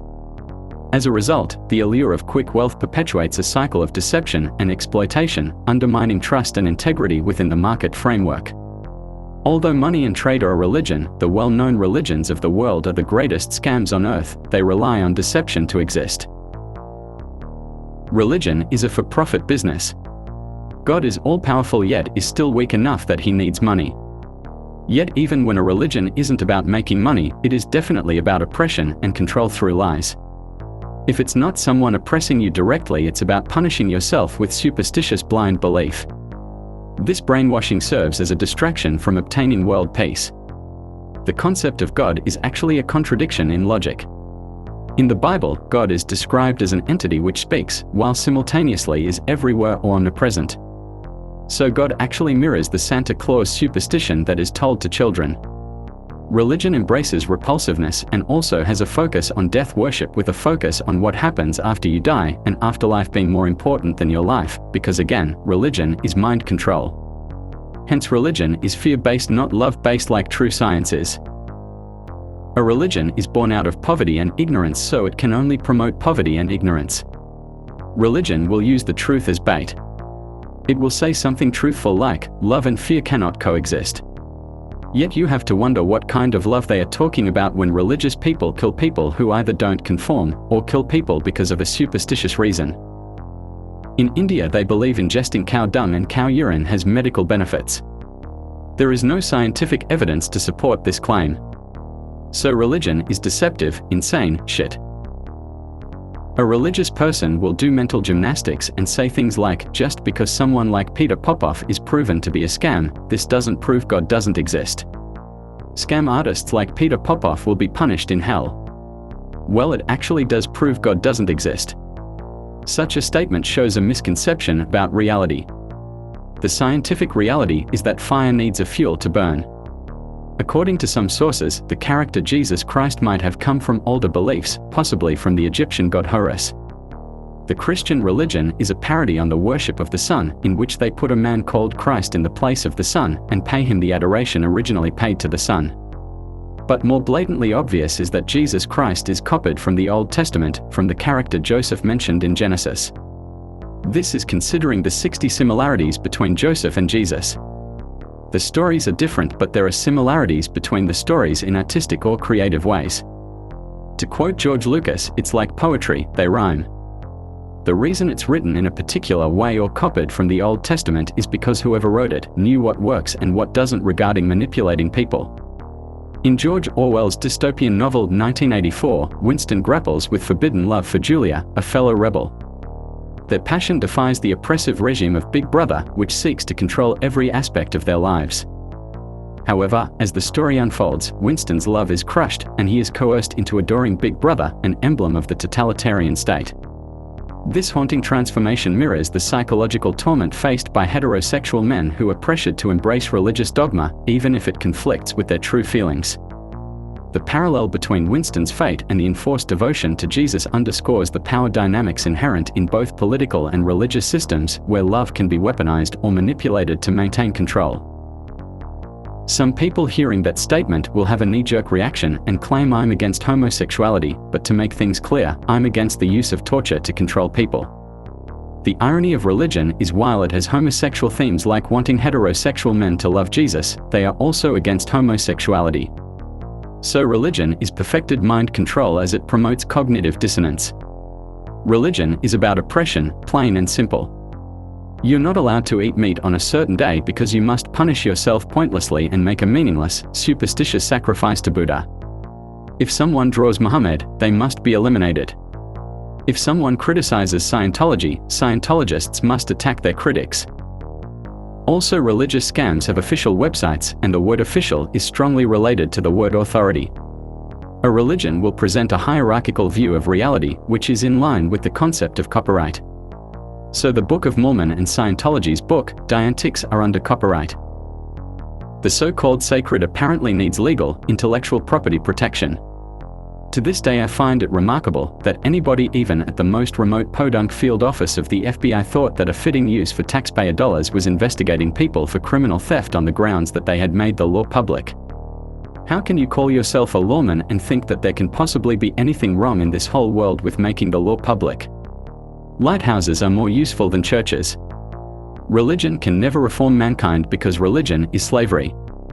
Religion is politics. There is no humor in religion because they are under the impression that they must take nonsense seriously. Terms like scientism, the idea that science is a religion, are terms used by religious people in an attempt to discredit the scientific method. And those people who try to discredit the scientific method will ironically use a device made by science to do that. The law of the Lord is a perfect scam. Soulless aesthetics, the market's grip on artistic expression. In a market-driven world, aesthetics often bow to cost efficiency, yielding an abundance of ugly art, architecture, and music. Yet, amidst this sea of soullessness, we find resistance in the form of graffiti, a voice against uninspired structures. The prevalence of unconventional art questions the market's grasp on beauty, favoring contemporary tastes over timeless resonance. However, the essence of art lies not in mere aesthetics but in its ability to enrich and inspire. Ugly art, lacking in depth, reflects a system that prioritizes profit over the profound impact of artistic expression.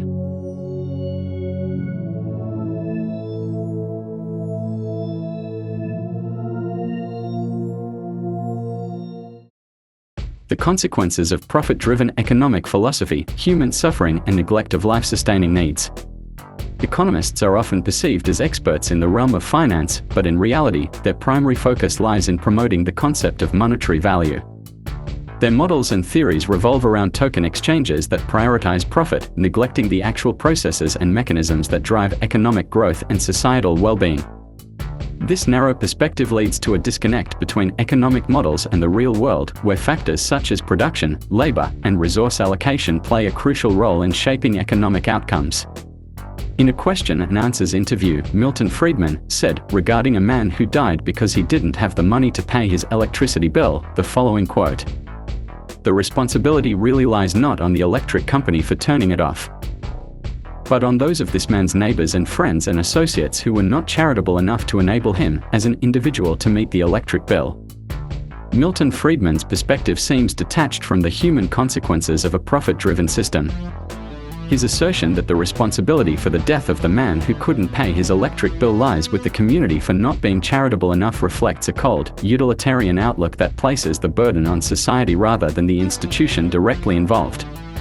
His stance embodies a belief in individualism to an extreme, placing the onus of survival solely on the shoulders of those nearest, rather than questioning the ethics of a system that prioritizes profit over human life. This attitude ignores the structural inequalities perpetuated by profit-driven businesses, where vulnerable individuals become casualties of a system that values financial gain above humanitarian concerns. It highlights a troubling facet of business culture where compassion and social responsibility are often overshadowed by profit motives, leaving many vulnerable individuals at the mercy of market forces and social safety nets that are fundamentally flawed and inadequate. Poverty, inequality, and a lack of access to nutritious food are the root causes of why every 5 seconds, a child somewhere in the world dies from hunger and malnutrition. The philosophies embraced by market economists reflect a deep-seated belief system that operates akin to religious doctrine. Their theories, revolving around the primacy of financial transactions and economic principles, create a self-contained discourse that revolves primarily around monetary considerations. This closed cycle encompasses intricate economic analyses like consumption patterns, fiscal policies, and demand models while overlooking fundamental aspects such as human needs, environmental conservation, and the crucial imperative of nurturing life-sustaining systems. Instead, these economic ideologies adamantly assert that individuals, primarily motivated by self-interest and the pursuit of financial gain, inherently lead to a self-regulated and harmonious society. Despite the evident gaps in accounting for scientific realities and the broader dynamics of societal and ecological well-being, this paradigm persists with a zealous fervor reminiscent of religious conviction. The dominant economic theory lacks any consideration for the well-being and needs of individuals. It prioritizes the pursuit of self-interest and the accumulation of money above all else. Social relations, natural resources, and the family unit are only relevant insofar as they contribute to the maximization of individual gains. Human needs are reduced to mere wants that can be satisfied through market transactions, irrespective of whether those wants align with basic necessities or frivolities. This narrow focus on monetary transactions and self-maximization leads to a distorted and incomplete understanding of the economy's role in society. It ignores the broader social and environmental implications of economic activities and fails to address the fundamental issue of meeting human needs. This limited perspective perpetuates a system that prioritizes material wealth over human well-being and sustainability.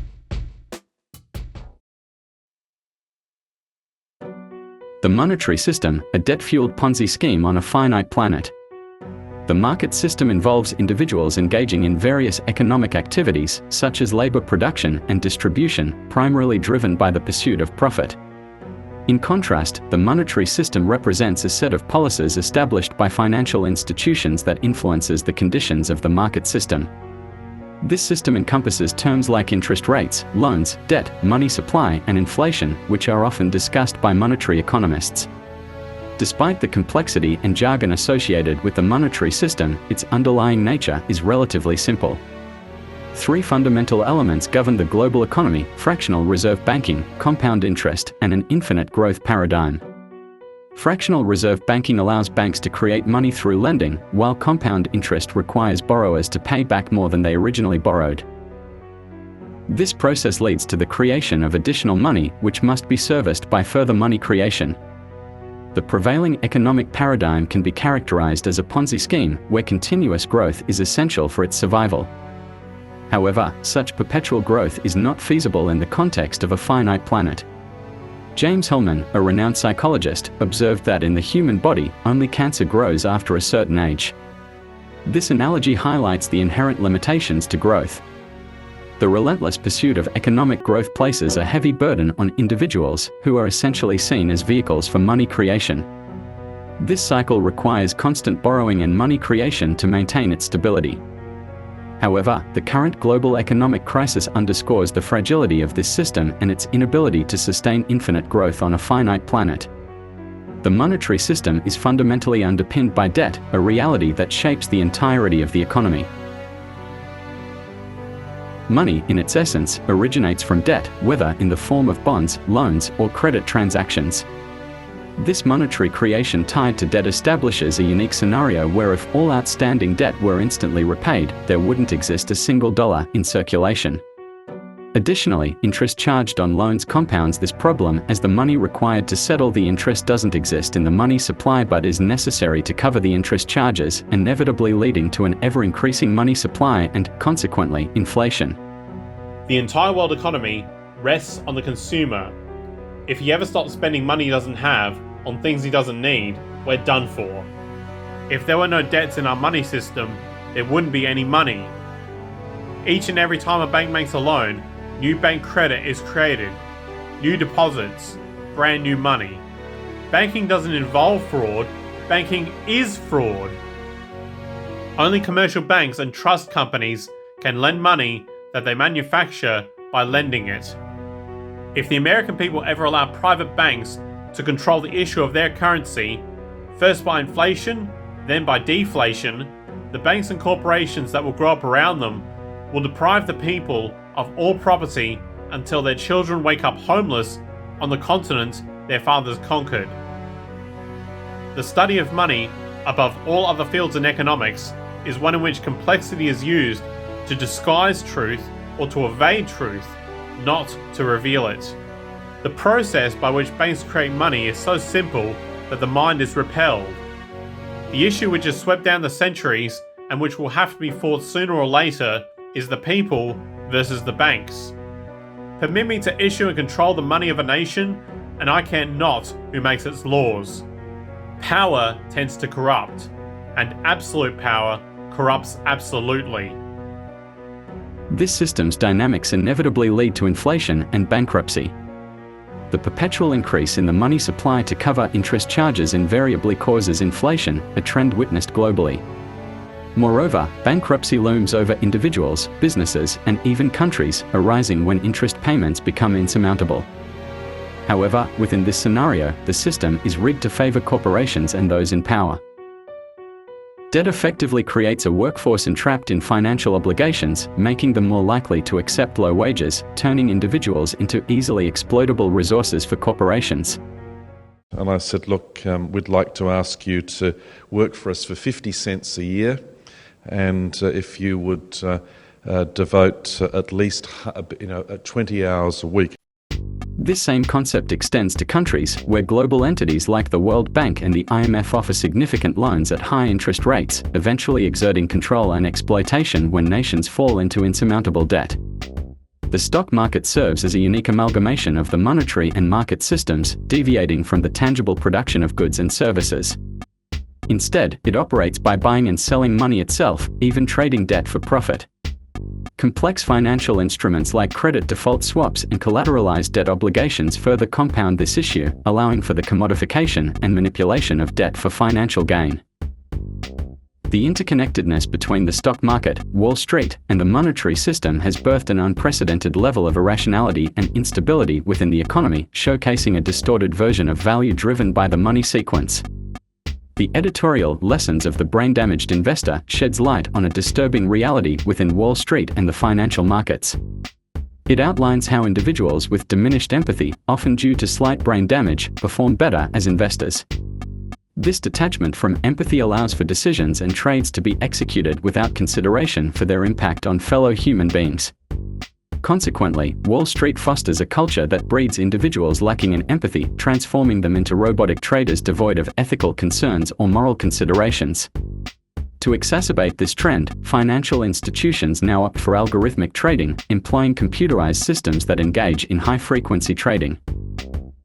These systems, exemplified by Goldman Sachs' collocated computer, engage in trading strategies that exploit minute price differences, reaping immense profits through tactics that, statistically, seem impossible.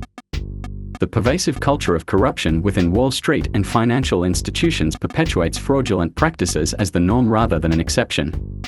Bribes flow upward within the hierarchy, from brokers to compliance officers, ultimately facilitating an environment where compliance with the law becomes a transactional affair. Compliance officers, tasked with ensuring adherence to regulations, can be influenced or manipulated, making adherence to the law a matter of circumstantial compliance rather than ethical obligation. Fraud, once considered an incidental issue within the system, has now become its very foundation. Financial institutions engage in the trading of fraudulent claims, generating profits and bonuses through the circulation and resecuritization of these fraudulent assets, which have no real value or likelihood of ever being repaid. This systemic acceptance and promotion of fraudulent activities have transformed them into the driving force behind the United States' economic growth, despite the inherent risks and lack of substance in these transactions. The staggering scale of outstanding fraudulent claims, particularly derivatives, within the global financial system presents an alarming predicament. With an estimated value surpassing $700 trillion, this sum far exceeds the entire planet's gross domestic product by more than tenfold. The repercussions of this financial entanglement have already manifested in government bailouts of corporations and banks, an irony given that these bailouts often involve governments borrowing funds from the very institutions they seek to rescue. Now, attempts are underway to bail out entire countries, orchestrated by conglomerates of nations through international banks. However, the enormity of the problem poses a critical question: how does one bail out an entire planet? Nearly every country is ensnared in debt, and the chain reaction of sovereign debt defaults appears to be only at its onset, considering the staggering arithmetic. The trajectory seems dire as economists predict an ominous future where income taxes in the United States may need to skyrocket to a staggering 65% per person just to cover the impending interest payments. Projections paint a bleak picture, hinting that within a few decades, a staggering 60% of the world's countries might face bankruptcy. Astonishingly, the looming global financial crisis is founded upon an intangible concept, debt, an abstract construct invented within the financial realm. Well, honey, I've extended our line of credit and exhausted all our savings. We should be good for another month. Oh, that's great, honey. Well, what are we going to do next month? Well, I'll tell you what we're not gonna do. Shoot all of our children and then kill ourselves. Oh, I'm going to hold you to that. I don't think you'll have any control over it. Yet, the repercussions of this monetary fiction are felt tangibly, impacting billions of lives worldwide. The consequences are stark: soaring unemployment rates, burgeoning tent cities, escalating poverty, the imposition of austerity measures, closure of educational institutions, widespread child hunger, and various forms of deprivation among families. All these distressing realities have emerged due to a systemic financial crisis rooted in a complex web of financial maneuvers, prompting a rhetorical question: in light of this elaborate and catastrophic fiction, does this not reflect a collective misjudgment?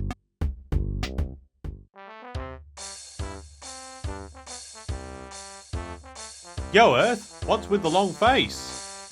Oh, hey, Mars, I'm just, struggling with some stuff. Same old, same old. You're gonna ask for a favor again, aren't you? Well, you see... Alright, what's this? Earth, you better not be here begging for resources again. Look, I know I've been a little careless lately, but... No buts! You're always making things designed to break, making a mess, and then expecting us to bail you out. Grow up, man. Earth, you've got to start taking care of yourself. You know you've got plenty of resources. You've just got to use them more wisely instead of mindlessly consuming them. Yeah, I know. I just need a little help. Well, you're not going to exhaust all our resources too, so we're cutting you off. Come on, guys. Wait, guys, come on, I can change. I promise. I'll give up the market as soon as I've made enough profit to retire on. The corrosive consequences of inequality, how the monetary market paradigm impacts public health and societal well-being. The market system, with its inherent tendency towards monopoly and wealth consolidation, and the monetary system, with its built-in class division, have created a profound consequence: inequality. This inequality manifests in various ways, from the disproportionate wealth of top hedge fund managers compared to scientists or healthcare workers, to the structural classism embedded in the monetary system, where individuals with savings can earn interest without contributing socially, while those who rely on loans end up paying interest that enriches the wealthy. Historically, social stratification has been accepted as a norm, with the top 1% of the population owning a significant portion of the world's wealth.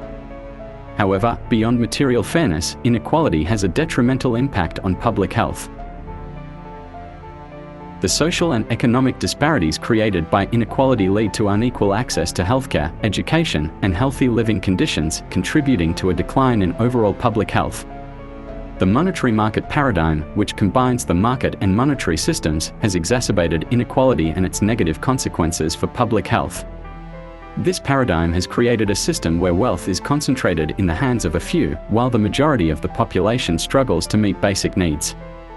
This disparity in wealth and resources leads to disparities in health outcomes and a decline in overall public health. The unsettling contrast between the immense material success of societies and the pervasive social failings has sparked considerable bewilderment. Despite unprecedented wealth, societal indicators reveal a darker narrative marked by escalating rates of drug abuse, violence, self-harm among youths, and a surge in mental health issues. This stark discrepancy unveils a profound truth, that inequality isn't merely divisive but deeply corrosive to social fabric. The empirical evidence corroborates a long-standing intuition: inequality fosters detrimental psychological and social ramifications. It seems to breed sentiments of superiority and inferiority, fostering a schism where those at the bottom feel disrespected and marginalized. This degradation of self-worth is linked to the higher prevalence of violence in more unequal societies, where disrespect becomes a potent trigger for aggressive behavior. The paramount principle emerging from this data is the pivotal role of equality in curbing violence. It stands as the linchpin for preventing violent behaviors within societies. The degree of equality versus inequality emerges as the primary factor shaping the prevalence of violence. The more egalitarian a society, the lower the propensity for violent tendencies among its populace. This foundational principle underlines the indispensable link between social equality and the prevention of violence, emphasizing the urgency of addressing disparities to safeguard societal well-being. The empirical realities substantiate the interconnectedness between societal inequalities and the alarming surge in social maladies. The data echoes the sentiment that pervasive inequalities breed a climate ripe for social unrest, marked by feelings of disrespect and inferiority. In essence, the evidence not only underscores the profound psychological and social implications of inequality but also underscores the imperative of striving for a more equitable society to stem the tide of violence and societal deterioration. The assertion that equality stands as the linchpin for curbing violence underscores a profound truth about societal dynamics. This principle posits that the prevalence of violence within a society is intricately linked to the prevailing degrees of equality or inequality. By placing equality at the forefront of prevention strategies, it not only addresses violence but acts as a fulcrum for social well-being. This principle underscores the need for societal structures that prioritize equitable distribution of resources, rights, and opportunities to mitigate the risk of violent behavior stemming from feelings of disparity and marginalization. The ramifications of growing inequality transcend singular aspects of societal functioning; rather, they permeate every facet of communal existence. It's evident that heightened inequality isn't limited to isolated problems but engenders a broader social dysfunction. As disparities widen, a domino effect unfolds, impacting various spheres, including crime rates, public health, mental well-being, and numerous other societal indicators. This correlation paints a comprehensive picture wherein the degree of inequality bears a direct relationship with the deterioration of multiple social dimensions, portraying inequality as a catalyst for widespread societal malaise. The data underscores the pervasive and multidimensional impact of inequality, revealing a societal landscape characterized by systemic dysfunction. The correlation between growing inequality and escalating social challenges across domains like crime, health, mental illness, and more accentuates the interconnectedness of these issues. It highlights how the root cause of these multifaceted challenges often traces back to disparities in wealth, status, and opportunity, underscoring the urgent need for systemic changes to foster greater equality and alleviate the widespread social dysfunction. The striking correlation between socioeconomic status and health outcomes, known as the health socioeconomic gradient, underscores a profound disparity that transcends singular diseases or conditions. This gradient manifests as a downward slope, where each step down the socioeconomic ladder corresponds to deteriorating health across multiple facets. It's a complex interplay wherein life expectancy, prevalence of diseases, and infant mortality rates all worsen as one descends socioeconomically. However, the reasons behind this gradient are not as straightforward as mere health causes driving socioeconomic differences. It's observable that an individual's socioeconomic status at a young age can predict their health outcomes decades later, questioning the direction of causality. Contrary to simplistic explanations attributing the health gradient solely to healthcare access or lifestyle risk factors like smoking and drinking, a deeper truth emerges: the profound impact of stress associated with poverty. While lifestyle choices contribute to health disparities to a certain extent, careful studies reveal they only explain a portion of the variability in health outcomes across different socioeconomic strata. The residual factor, largely unaccounted for, aligns with the stress inherent in poverty. It's not merely being in a state of poverty but the psychological and emotional weight of feeling poor that significantly impacts health outcomes. This revelation underscores the profound psychological toll that socioeconomic inequality exerts on individuals, revealing that the health-poverty connection is more about the perception and experience of poverty than the condition of being poor itself. The correlation between socioeconomic disparities and public health outcomes highlights the pivotal role of social relations in chronic stress. Heightened socioeconomic inequality exacerbates public health problems, with more significant disparities leading to severe health challenges. Extensive research consistently links greater equality to favorable health indicators, showcasing longer life expectancies, lower rates of substance abuse and mental illness, and stronger social cohesion in more egalitarian societies. Additionally, crime rates, homicides, and imprisonment rates tend to be lower in nations with reduced inequality. The Whitehall study emphasized the stark contrast in health outcomes across socioeconomic strata, revealing a stark fourfold increase in heart disease mortality among those situated in lower socioeconomic tiers compared to their higher-tier counterparts. This health gradient persists regardless of healthcare access, emphasizing the profound impact of psychosocial stress on health outcomes. In the pursuit of wealth through trade, deception often becomes a currency, widening the chasm between the affluent and the destitute. As disparities grow, societal health deteriorates, fracturing communities and eroding trust. In this market-driven hierarchy, the intrinsic value of social relations diminishes, giving way to alienation and individualism. To forge a more inclusive society, we must confront income inequality and prioritize equitable distribution, where genuine connections outweigh material gain. The best way to reduce poverty is to unleash the creative power of individuals through free markets and limited government. Please note, I'm not advocating big government like a 1984 INCSOC-style society. Nor do I advocate the phrase, "you will own nothing and you will be happy." Yet the market system as it currently is, through trade, both parties both wanting to secure the better outcome for themselves, mathematically results in a greater and greater gap between rich and poor. Science shows this situation is bad for human health due to the stress of social competition and a social hierarchy. The market results in poor social relations. The monetary market system stands at the heart of numerous societal maladies, serving as the primary driver behind ecological degradation, waste, pollution, violence, poverty, and animal abuse.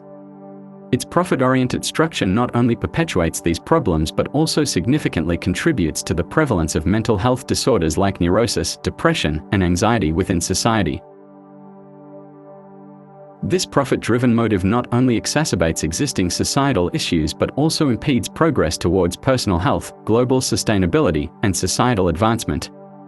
It's crucial to recognize that the root cause of these challenges lies not in individual entities like corrupt governments or corporations, nor in inherent human nature, but rather in the systemic flaws embedded within the socio-economic system itself. This may be hard for you to understand, but there is no conspiracy. Nobody is in charge. It's a headless blunder operating on the illusion of a master plan. Can you grasp that? Big Brother is not watching you. This land was purchased legally. You destroyed a natural habitat, drained its resources, then abandoned it to rot. There is nothing legal about that. Never forget that everything Hitler did in Germany was legal. Consequently, meaningful change can only be achieved through systemic transformation, which prioritizes values such as equity, sustainability, and collective well-being over profit margins.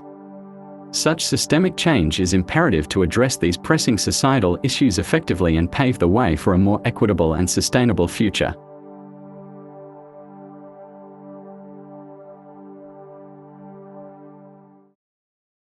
You will never leave this basement. This will be your life.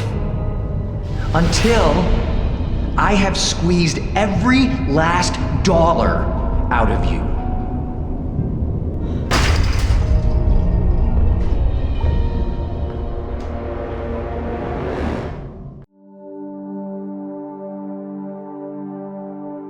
Religion, the dominion of the human mind. Property, the dominion of human needs. And government, the dominion of human conduct, represent the stronghold of man's enslavement and all the horrors it entails. You can't have capitalism without racism. Patriotism is a form of racism. And now, please stand for the Australian National Anthem. Oh, the United States is really fucking great. Oh, the United States is the best fucking place. Oh, Mitt Romney rules. I am glad he's president of the United States. It is the best fucking place.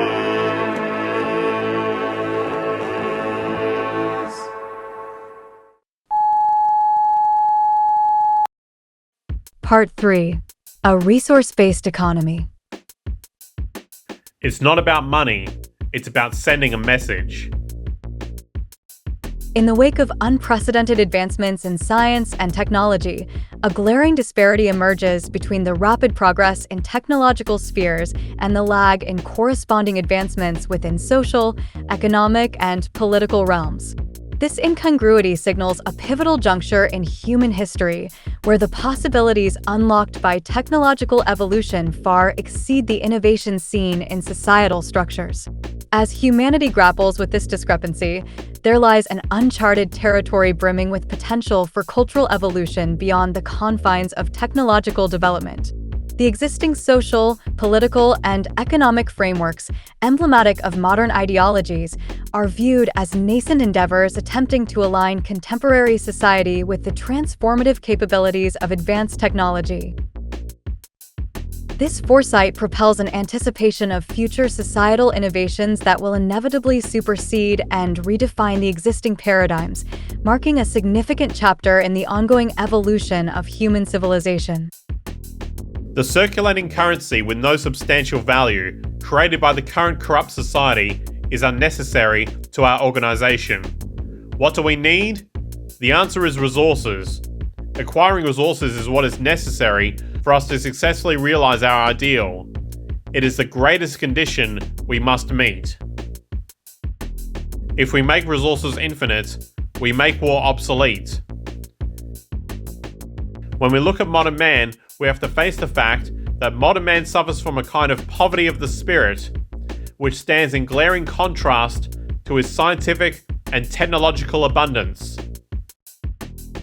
Anytime scientists disagree, It's because we have insufficient data.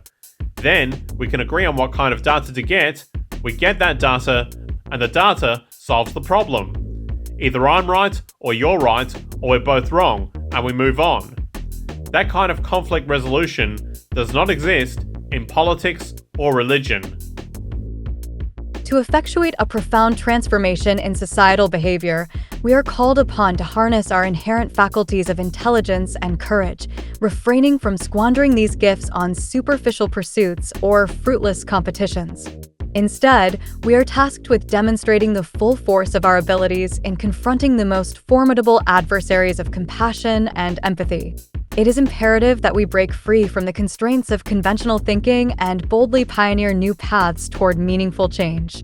By transcending the limitations of previous generations, we can leverage technological advancements to challenge the entrenched systems of governance that resist transformation. Central to this endeavor is a deep understanding of the underlying structures perpetuating injustice and oppression. Armed with this knowledge, we can chart a course of action that inspires both ourselves and others to strive for a more enlightened and equitable future, dismantling the foundations of bad governance and erecting in their place a society founded on principles of justice, empathy, and progress. On earth as it is in heaven. A resource-based economy or open source society. A blueprint for a sustainable human civilization. Imagine redesigning human civilization from scratch, envisioning a planet untouched by human evolution. With survival as the paramount goal, the blueprint emerges for an optimized, sustainable existence. Rooted in the principles of science, devoid of political or religious dogmas, the approach embraces sustainability as the cornerstone of societal design. It's technology that solves problems, not politics. At its core, this model revolves around a global resource management system. It involves surveying, tracking, and managing every planetary resource critical for human survival. Systems theory guides this process, recognizing the interconnectedness of the Earth's resources and their direct link to human well-being. Efficient production strategies underscore the need for strategic preservation and safety, prioritizing sustainable resource usage. Emphasizing long-lasting design, recycling, and adaptable technologies, this approach minimizes waste and environmental harm. Computer-automated production management systems ensure optimized, sustainable production methods. Distribution strategies prioritize proximity, minimizing energy-intensive transportation by localizing production. A demand/distribution tracking system gauges needs, aligning production with real-time demands, while a strategic access model replaces traditional ownership, ensuring efficient resource utilization. So the several points that can be made in support of a resource-based economy or open-source society are: 1. Sustainability. A resource-based economy prioritizes the long-term sustainability of the planet's resources. By conducting thorough surveys and tracking resource availability and regeneration rates, this economic model ensures that resources are used in a balanced manner, avoiding depletion and maintaining ecological equilibrium. 2. Strategic preservation. The emphasis on strategic preservation within a resource-based economy encourages the conservation of finite resources. This includes using resources efficiently, designing products to last longer, and recycling and reusing materials to minimize waste and the demand for new resources. 3. Strategic safety. A resource-based economy promotes the use of safe and environmentally friendly production methods. By carefully evaluating the potential negative impacts of resource extraction and utilization, this economic model aims to minimize harm to the environment and human health. 4. Strategic efficiency. The implementation of strategic efficiency measures in production processes ensures that resources are used optimally. This includes designing durable products, incorporating modular components for easy updates, and adopting efficient manufacturing techniques to reduce waste and energy consumption. 5. Proximity strategy. The proximity strategy in a resource-based economy aims to minimize the transportation of goods and materials. By localizing production and distribution, This economic model reduces energy consumption and emissions associated with long-distance transport. 6. Demand-based production. A resource-based economy aligns production with the actual demand for goods. By assessing and tracking demand, this economic model ensures that production is responsive to the needs of the population, avoiding overproduction and waste. 7. Strategic access. The concept of strategic access promotes efficient and equitable distribution of resources. Rather than relying on ownership, this economic model provides access to goods and services based on need, reducing waste and promoting sustainability. 8. Access abundance. The logical and empirical approach of a resource-based economy prioritizing preservation and efficiency can lead to access abundance. By optimizing resource allocation, minimizing waste, and ensuring equitable distribution, this economic model has the potential to provide a high quality of life for the entire population, not just a privileged few. In summary, a resource-based economy offers a comprehensive and sustainable approach to managing Earth's resources.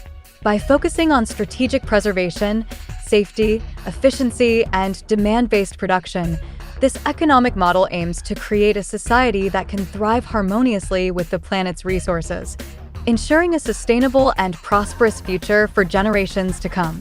This comprehensive, dynamic economic model, entwining resource management, production, and demand tracking systems, promises unprecedented access abundance for global populations. It aims not just for a percentage of society, but the entire civilization. Dubbed a resource-based economy, this responsible, systemic approach to Earth resource management represents a paradigm shift, pioneered by visionary social engineer Jacques Fresco in the 1970s, seeking sustainability to avert humanity's collision course with nature and itself. The entire money-structured and materialistic-oriented society is a false society. If you make a movie of the present-day culture, in the future it'll be a horror film. Science often faces criticism for being perceived as cold or overly analytical. However, at its core, science embodies the pursuit of truth and the closest approximation to how the world operates. It's not about conforming or pleasing people. Rather, it's about presenting findings, even if they challenge established beliefs. The essence of science lies in questioning everything and subjecting hypotheses and theories to rigorous testing. The strength of scientific conclusions is reliant on the ability of other scientists to replicate experiments and arrive at the same results. This process ensures the reliability and validity of scientific claims. One of the remarkable aspects of science is its relentless quest for verification. Even when calculations or mathematical models suggest a certain outcome, scientists test these theories through practical experimentation. This insistence on empirical evidence ensures that conclusions are not just based on theoretical frameworks, but are also rooted in real-world application. The scientific method, with its emphasis on testing, verification, and empirical evidence, stands as a beacon of objectivity.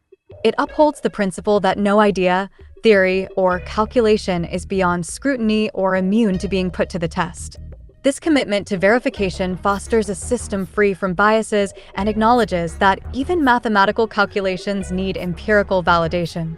In a world where decisions often shape policies, societal norms, and even personal choices, the endorsement of research-based decision-making emerges as a fundamental principle. Every system, idea, or decision that can be tested and validated should be, ensuring that conclusions are grounded in evidence rather than conjecture or subjective opinions. Therefore, the reliance on research-driven insights becomes essential for informed and rational decision-making. In a world plagued by complex societal issues, the concept of a resource-based economy emerges as a compelling solution. Rooted in scientific principles, a resource-based economy operates on the fundamental belief that society is a technical invention, and its optimization lies within the realm of science and technology. Just as there is no political or ideological way to build a train, an automobile, an airplane, etc., there is no subjective or arbitrary approach to creating a sustainable and harmonious society. At its core, a resource-based economy recognizes that nature is the ultimate reference point against which we validate our scientific understanding. Nature's laws are immutable, and our well-being depends on aligning ourselves with these principles. Much like the law of gravity dictates that we cannot walk on walls, certain fundamental human needs are non-negotiable. Access to clean air, nutritious food, and a stable, nurturing environment is essential for our physical and mental health, our evolutionary fitness, and ultimately, the survival of our species. A resource-based economy operates on the premise that all decisions should be based on optimized human and environmental sustainability. This approach transcends political or religious ideologies, as it is grounded in the empirical realities of human needs. There is no cultural relativism or room for subjective opinions when it comes to basic necessities. In a resource-based economy, societal well-being is measured by tangible indicators such as health, education, and environmental sustainability. The focus shifts from monetary wealth accumulation to the creation of a harmonious society where all individuals have equal access to the resources they need to thrive. Technology and scientific advancements play a crucial role in optimizing resource allocation, reducing environmental impact, and ensuring the equitable distribution of goods and services. The transition to a resource-based economy requires a fundamental shift in perspective. It challenges the prevailing notion that economic growth is the ultimate measure of societal progress. Instead, it emphasizes the importance of creating a society that is both sustainable and resilient, where the well-being of all members is prioritized over the pursuit of profit. A resource-based economy is not a utopian ideal, but a practical and achievable goal, guided by the principles of science, technology, and a deep respect for the natural laws that govern our world. A resource-based economy stands on the foundation of utilizing available resources efficiently. The concept encompasses a comprehensive systems approach that begins with assessing the resources within a given area before initiating any significant human settlement or construction. It goes beyond mere architectural or design-focused planning. Instead, it prioritizes a holistic understanding of what's necessary to enhance human life. This integrated way of thinking involves considering fundamental human needs: food, clothing, shelter, warmth, emotional support, recognizing that depriving individuals of any of these essentials diminishes their capacity to function fully. By conducting an inventory and understanding what resources an area can provide, a resource-based economy aims to ensure that human settlements are designed and constructed in a way that meets these essential requirements, fostering the development of fully capable individuals within a sustainable environment. The Circle City, envisioned by Jacques Fresco as part of a resource-based economy, offers significant benefits in promoting sustainability, efficiency, and well-being.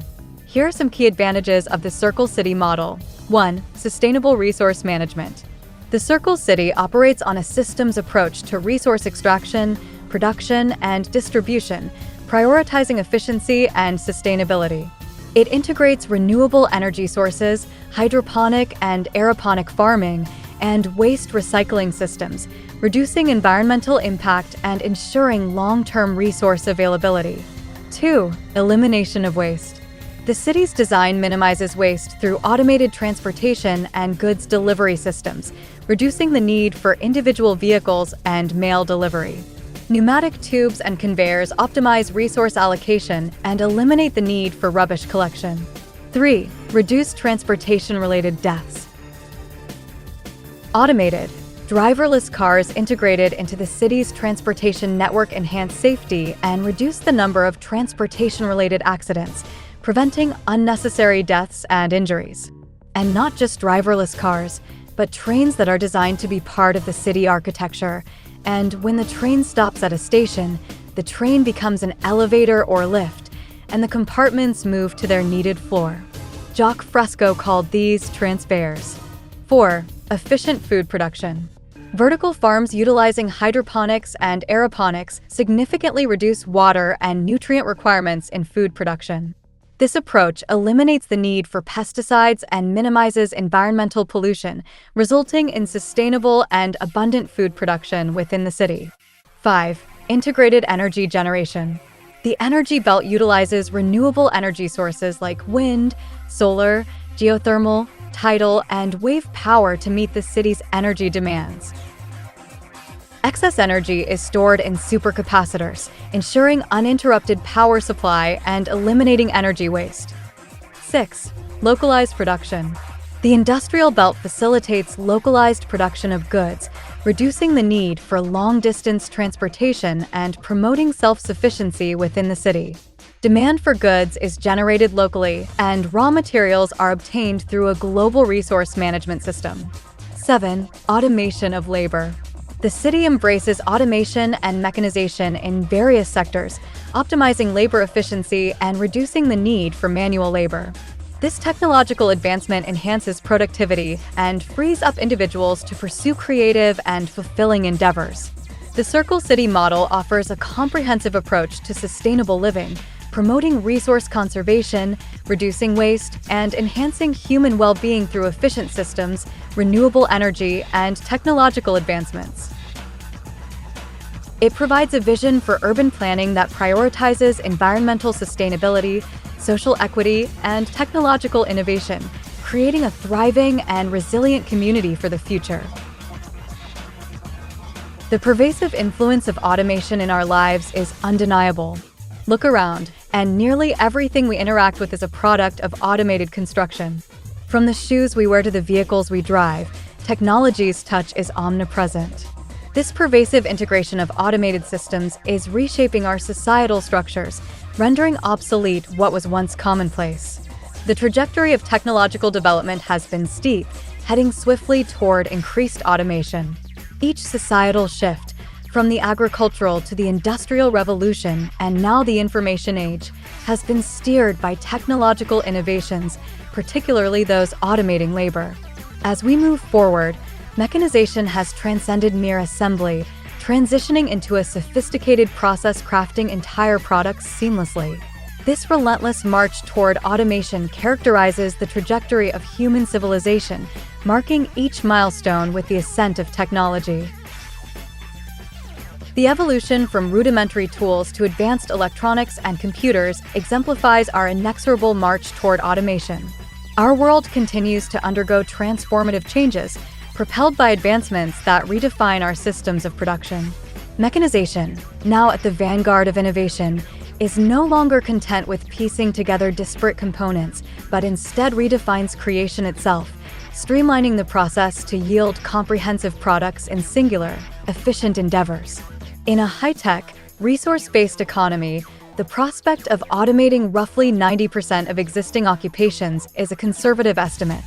This seismic shift would liberate humans from the drudgery of labor, presenting an opportunity to embrace life beyond mere servitude.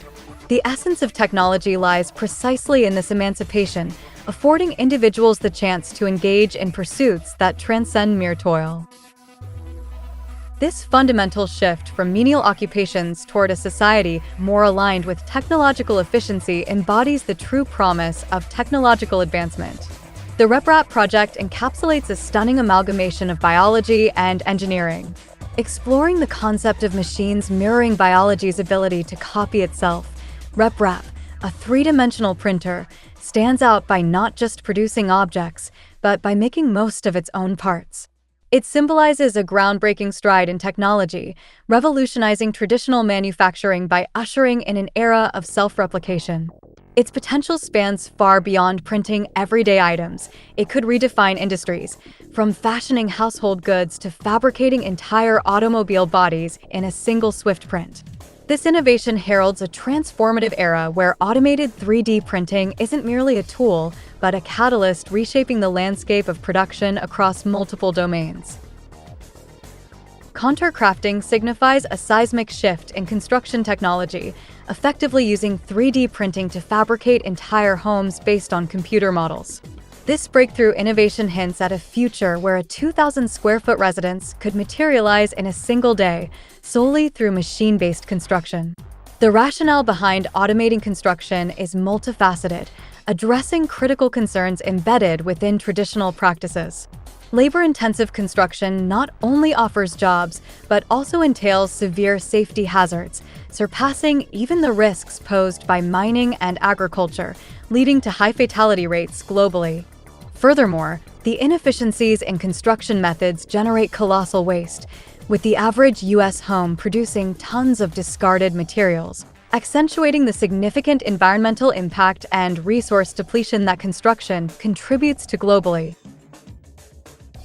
The adoption of archaic construction methods using manual labor, given our technological advancements, seems increasingly outdated and reminiscent of the manufacturing industry's labor class displacement in the United States.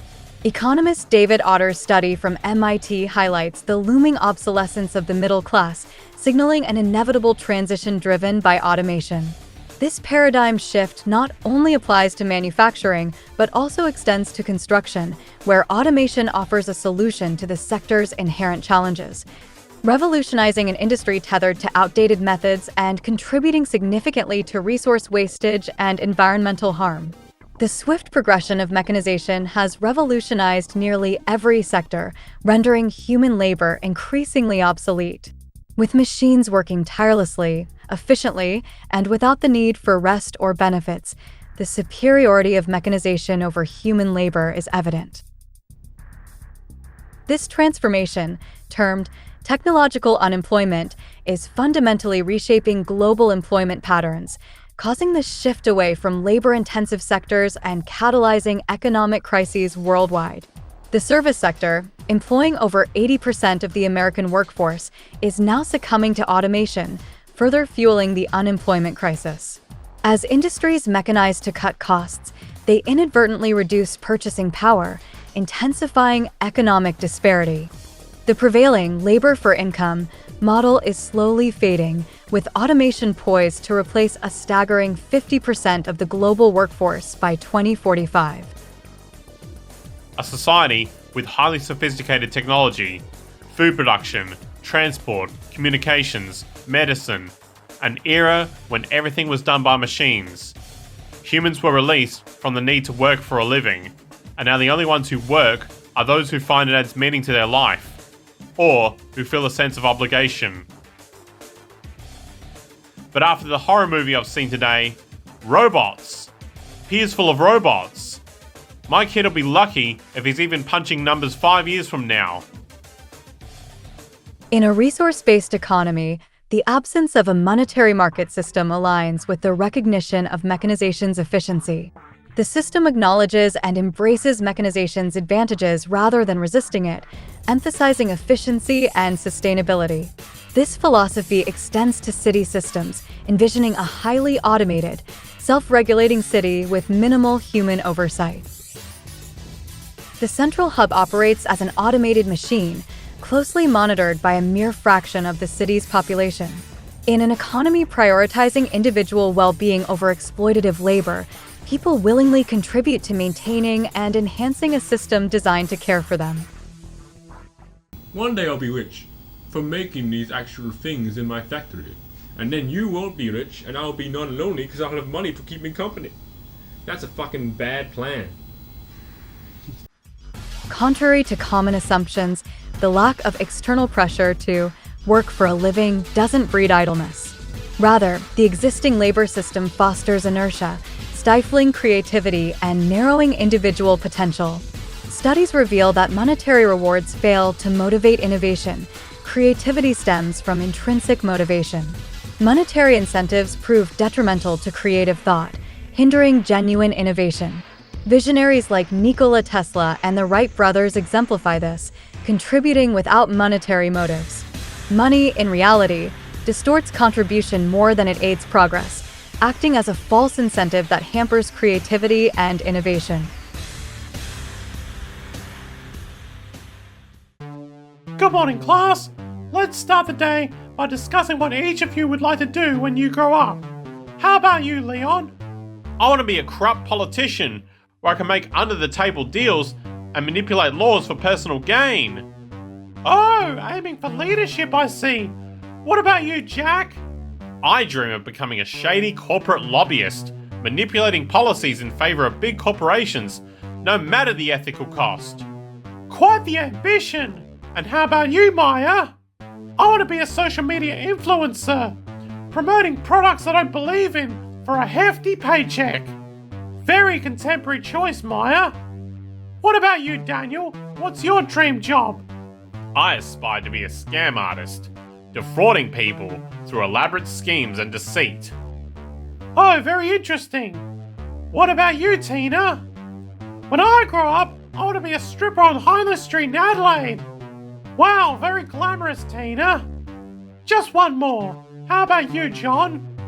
When I grow up, I want to be a casino manager and gain the profits from people giving their money to the slot machines. A very interesting array of aspirations, class. In a resource-based economy, the scientific method isn't just about efficiency, it's about promoting human well-being and societal harmony. It goes beyond resource optimization to focus on happiness and peaceful coexistence. By integrating scientific principles, this system prioritizes individual fulfillment and collective harmony, aiming for sustainable prosperity and flourishing. A resource-based economy operates on the principle that societal behavior, even the aberrant or violent actions exhibited by individuals, is fundamentally shaped by environmental factors. By eliminating the monetary system and ensuring the availability of necessities, a resource-based economy would drastically reduce 95% of the crime rate as crimes tied to monetary motives or drug abuse essentially vanish. Addressing the remaining 5% of violent individuals demands a shift in societal perspective. Rather than condemning or forgiving, it requires understanding violent behavior as a public health issue.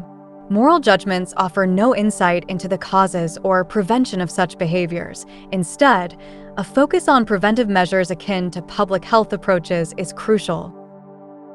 What do you get when you cross a mentally ill loner with a society that abandons him and treats him like trash? I'll tell you what you get. You get what you fucking deserve. I swear to God, I was courtside for 8 months, and I was freer in jail than I was at home. Blaming individuals for violence is ineffective and misleading. It fails to acknowledge that societal norms, subcultures, and environments heavily influence behavior. Judgments about individuals being bad or evil ignore the root cause, the environment that fosters such behavior. The focus must shift towards redesigning these environments to prevent and discourage aberrant behavior, not merely punishing individuals. Cultural influences heavily shape choices and attitudes, making the concept of free choice a misnomer. Understanding this allows for a more nuanced view that recognizes individuals as products of their cultural surroundings. Therefore, society's goal should be to reform these cultural landscapes, enabling individuals to make informed and humane choices rather than condemning them for actions influenced by their cultural upbringing. From a young age, individuals are shaped by the cultural environment in which they are raised. This upbringing instills values and beliefs that influence their preferences and decisions throughout life. Whether it's the heir of a business empire or a member of the Seminole Indian tribe, one's cultural background deeply impacts their aspirations and desires. These cultural values become ingrained from childhood, influencing perceptions of success, identity, and pride. Despite the illusion of free will, individuals often find themselves adhering to the norms and expectations of their cultural heritage, whether it be embracing the American identity or upholding the traditions of their ethnic background. Thus, the cultural context in which one is raised plays a significant role in shaping their worldview and guiding their life choices. At home, if you kill someone, they arrest you. Here, they'll give you a gun and show you what to do, sir. You humans, most of you, subscribe to this policy of an eye for an eye, a life for a life, which is known throughout the universe for its stupidity. Even your Buddha and your Christ had quite a different vision, but nobody's paid much attention to them, not even the Buddhists or the Christians. You humans, sometimes it's hard to imagine how you've made it this far. The modern criminal justice system is incompatible with neuroscience. Capitalism has outlived its usefulness. It takes necessities from the masses to give luxuries to the classes. For me, the single most important question is how to construct a society that is just, safe, peaceful, all those good things, when people finally accept that there is no free will. The justice system is completely criminal. The police are the protective force that maintains the status quo for the wealthy elite. We ought to attack the roots of social problems instead of jamming people into overcrowded prisons. Part 4. We shall overcome. Fuck the Zeitgeist movement! Yeah! Fuck a resource-based economy! Yo, we're all about making money! Money. Yo, fuck the Zeitgeist movement! Fuck the Zeitgeist movement! Say it! Fuck the Zeitgeist movement! Fuck the Zeitgeist movement! Fuck the Zeitgeist movement! Yo, what's pop? It's your boy Lex. I got one thing to say to you. Fuck the Zeitgeist movement! It's about money! Easy! Money! Fuck the Zeitgeist movement, cause we're about making money. Fuck the Zeitgeist movement, cause we're about making money! Yo, I made $250 today for fucking 5 hours. What about equal base economy? Fuck you. Fuck your resource-based economy! Fuck the Zeitgeist movement. Yeah? You motherfuckers say you want to burn churches and burn banks? That's pretty fucking lunatic to me. I thought the idea was bad enough, let alone fucking wanted to burn churches and banks to do that shit, you know what I'm saying? That shit's just wrong. It's horrible. Disgusting. Nowhere in this film do I suggest people go and burn banks or burn churches. Because I'm a capitalist, I will take that deal. I will sell my soul for a better camera. And if you worship me, I will give you a recording deal. Hey yo, half of the fucking Zeitgeist movie was of this one dude named Jack Fresco. So he's like he's the one that actually introduced your resource-based economy. All Jack Fresco did was introduce the resource-based economy, and all Peter Joseph did was introduce the money is bad shit. Well, let's see what the fuck Jack Fresco, the biggest part of your movement, has to say about what your movement knows. The Zeitgeist movement knows nothing. I work hard for a living, man, and if we can find out a better way to make money, to better our lives, fuck the Zeitgeist movement. What? We ain't following your movement because I like fucking making money. Lunatic fringe? Pull up and gun, nigga, bang, bang, bling. I'm a nigga, you're a nigga, gun, got my gun. Gun, nigga, bang, bang, bling. I'm a nigga, you're a nigga, gun, got my gun. I grab your bum and set off my gun. Me and my niggas have so much fun.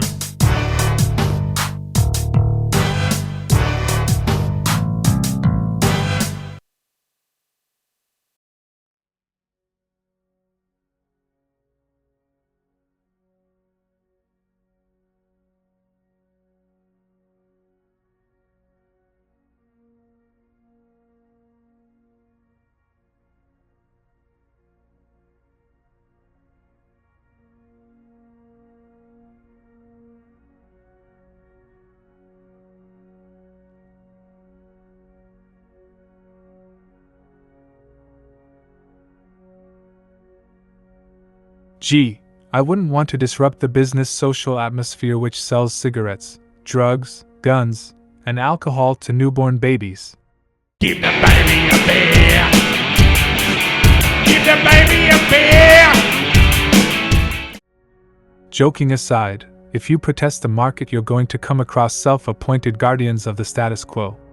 Yet the more the market is defended, the more foolish and even malicious someone will look. As the market is not based on peace, love, science, true justice, freedom, etc. The market is based on making money out of destruction of both human society and the environment, since the market is based on scarcity, not meeting human needs. What do you think kids who can't read well are writing about? I'll give you an example from my own home state of Wisconsin. Little Hudson, Wisconsin, had a viral, went national, right? Where little kids in my state were sent home, third graders, and given the following writing assignment. Tell us how the state is just like the family, but better. That was their writing assignment. And this, I'm now giving away the game. If you ask me, you put a gun to my head and ask me, what in one word Common Core is? That's it. It's statism. It has nothing to do with education. It is a concerted effort on the part of the government to convince your kids they belong first to the government and second to you.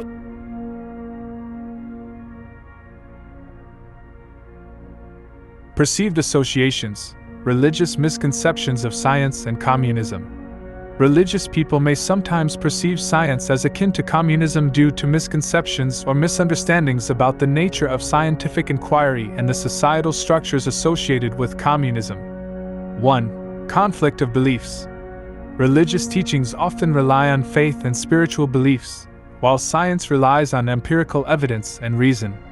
Some religious individuals may view the pursuit of scientific knowledge as challenging or conflicting with their religious beliefs, leading to a perception that science undermines or opposes their faith.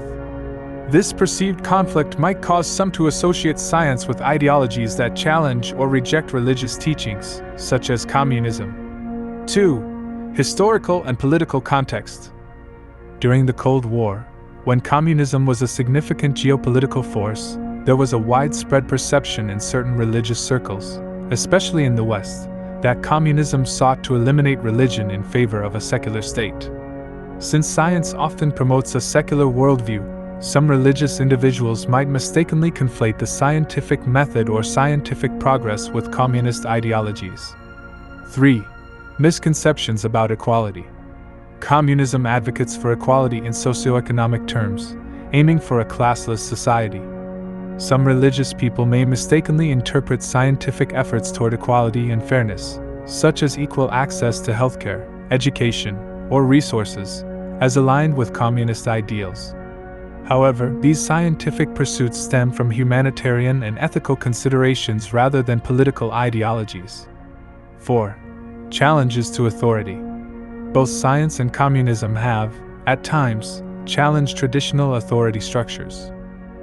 In the case of science, it questions dogma and encourages critical thinking, which might be perceived as challenging religious authority.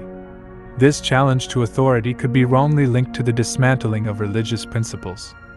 Overall, the misconception that science aligns with communism often arises from misunderstandings about the goals and methods of science, and the complex historical contexts in which these perceptions have been shaped. It's essential to distinguish between scientific inquiry, which seeks to understand the natural world, and political ideologies, such as communism, which are separate entities. Go to school, get job, earn money. Go to school, get job, earn money. Hey, watch this. Hey, do you know what a resource-based economy is? Science is communism. Science is communism. No, a resource-based economy is about using technology to work smart, not hard, instead of working hard as a slave for money. Must earn money to gain high social status. Those who don't have a real job must die. It's not only material possessions that bring happiness, it's strategic access to goods and services instead of ownership of them, and healthy social relations between people that bring happiness. Must buy products to fit in. Work smart, not hard. Doesn't compute. Doesn't compute.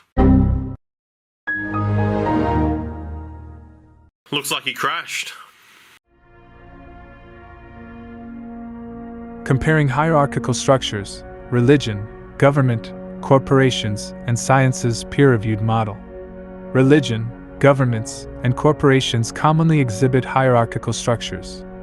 In religious organizations, authority and guidance typically come from centralized figures or doctrines, disseminating teachings down through hierarchical levels to followers. Similarly, governments often operate with centralized power structures where decisions flow from higher authorities down through administrative levels to citizens. Corporations mirror this model with a top-down approach, where decisions are made at higher management levels and conveyed to employees. On the other hand, science functions through a peer-reviewed system. Scientific knowledge is not dictated by a single authority but evolves through collective inquiry, experimentation, and validation by the scientific community.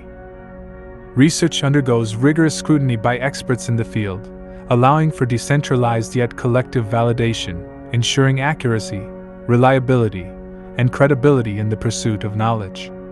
Unlike hierarchical structures that depend on authority, science thrives on collaboration and evidence-based validation by peers.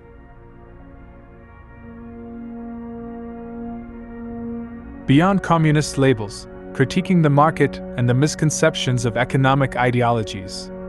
The knee-jerk reaction of labeling alternative social or economic perspectives as communist or Marxist without genuine understanding is unfortunately common. It's a simplistic way to dismiss ideas challenging established systems.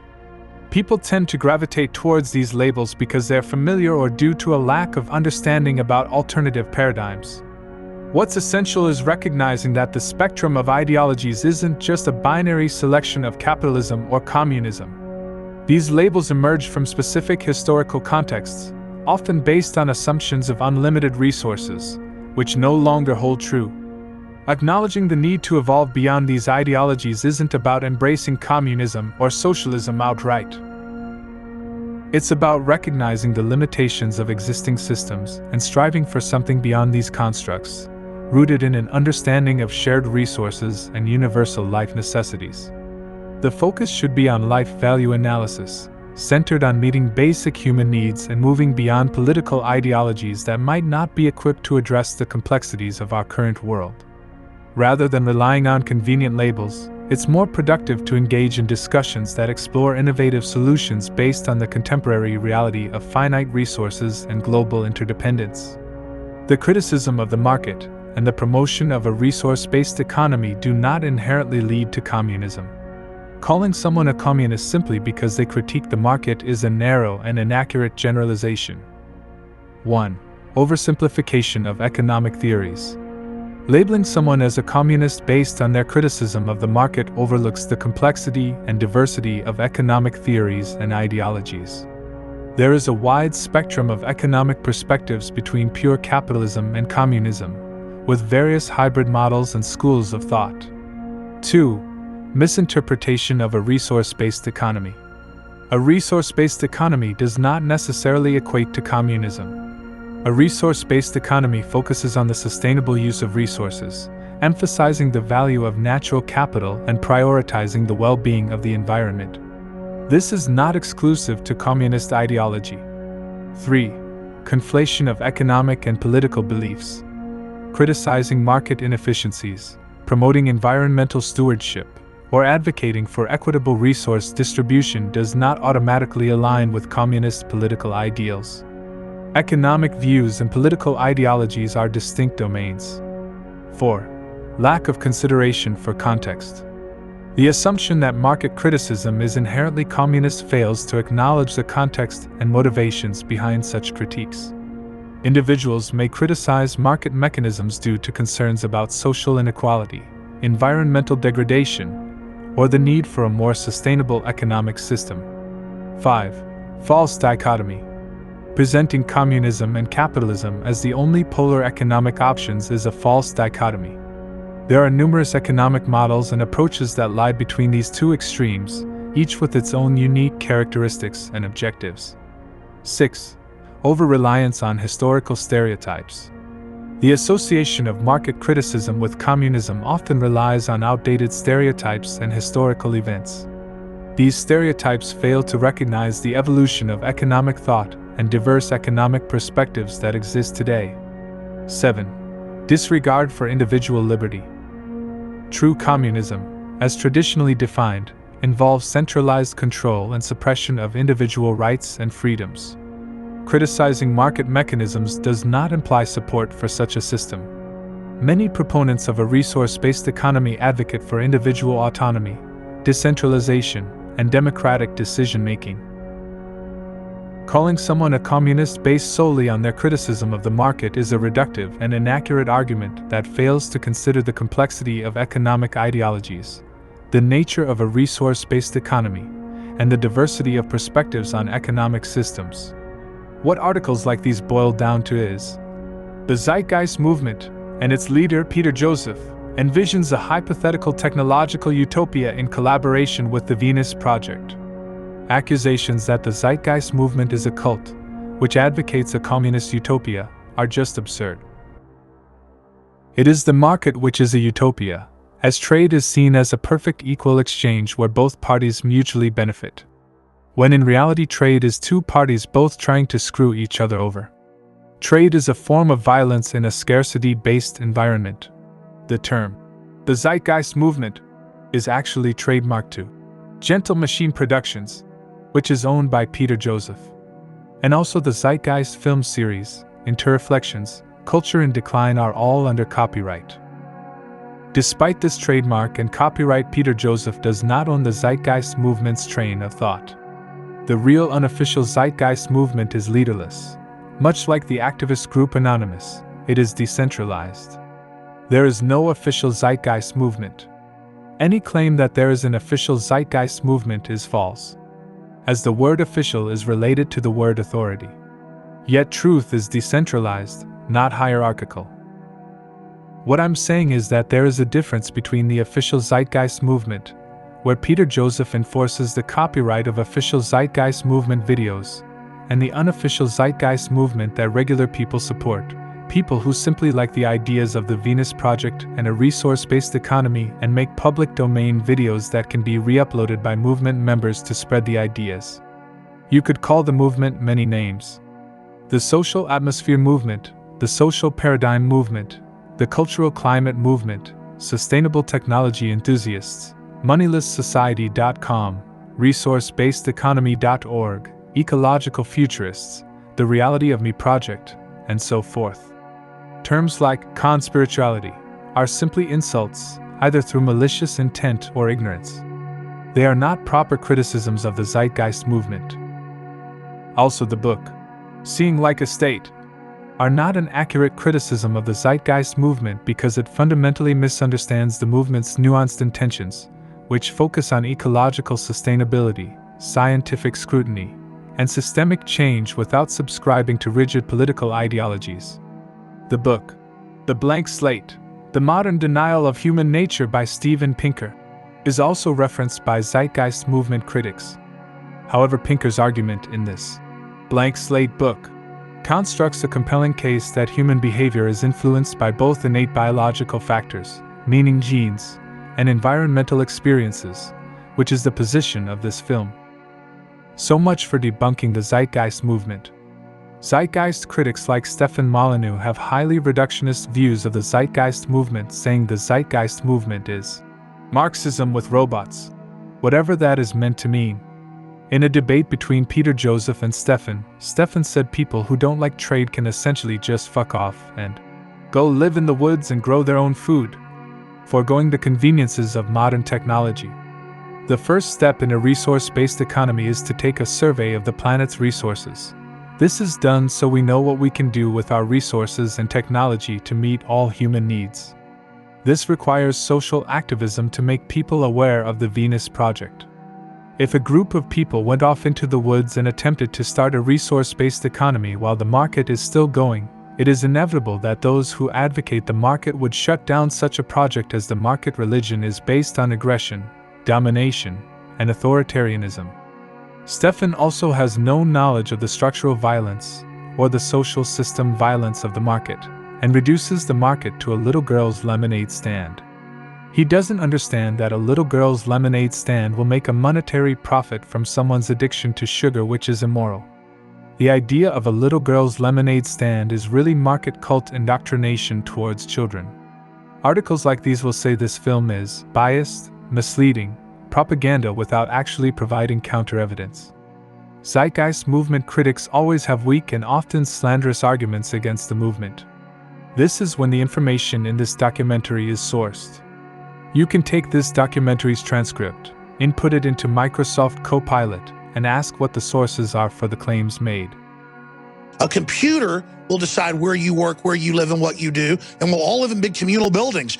That sounds like prison, doesn't it? It is, but see, if you say it with long hair, you talk real soft and condescending and lisping, and fake intellectual and then do, Alex, if you don't agree, you'll be sent to a re-education camp. And then later the guy, Peter Joseph, comes back and says, I'll come on your show if you apologize for saying I said you'd be re-educated. And I went back and watched the interview, and he said, you'll be sent for re-education. And he went on the phone, he goes, I never said that. We know the truth. Yeah.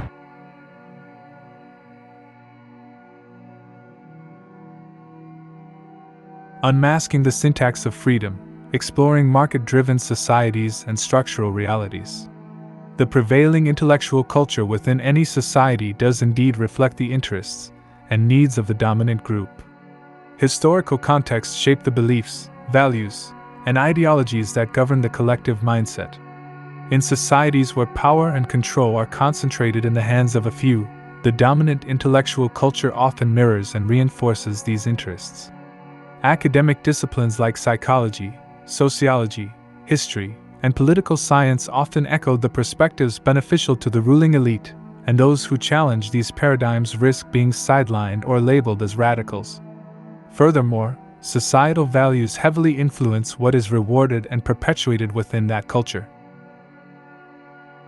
In a world where material wealth is elevated as the measure of success and status, societal priorities shift away from genuine social contributions towards artificial wealth accumulation and perpetual growth. This value system disorder takes precedence, subverting the importance of personal and social well-being. It becomes deeply ingrained in every aspect of society, from governance and media to entertainment and academia, forming protective mechanisms against dissenting thoughts. The defenders of the prevailing system, often proponents of the monetary market religion, tend to employ projected dualities as a means to dismiss alternative perspectives. This binary approach simplifies complex issues, labeling those who challenge the status quo as extreme opposites.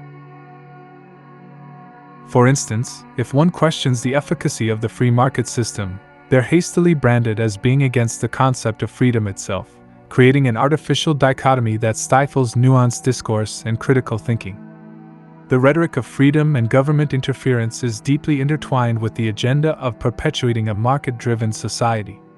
What might seem like expressions advocating freedom or safeguarding against government intrusion often masks a singular agenda: protecting the interests of private money possessors and maximizing profit.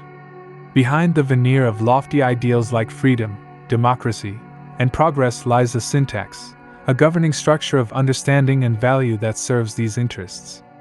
The notion of freedom, commonly tied to democracy, often deceives individuals into believing they possess influence over their government. However, the reality starkly contrasts this illusion. Within market systems, the only vote that truly holds weight is the monetary vote.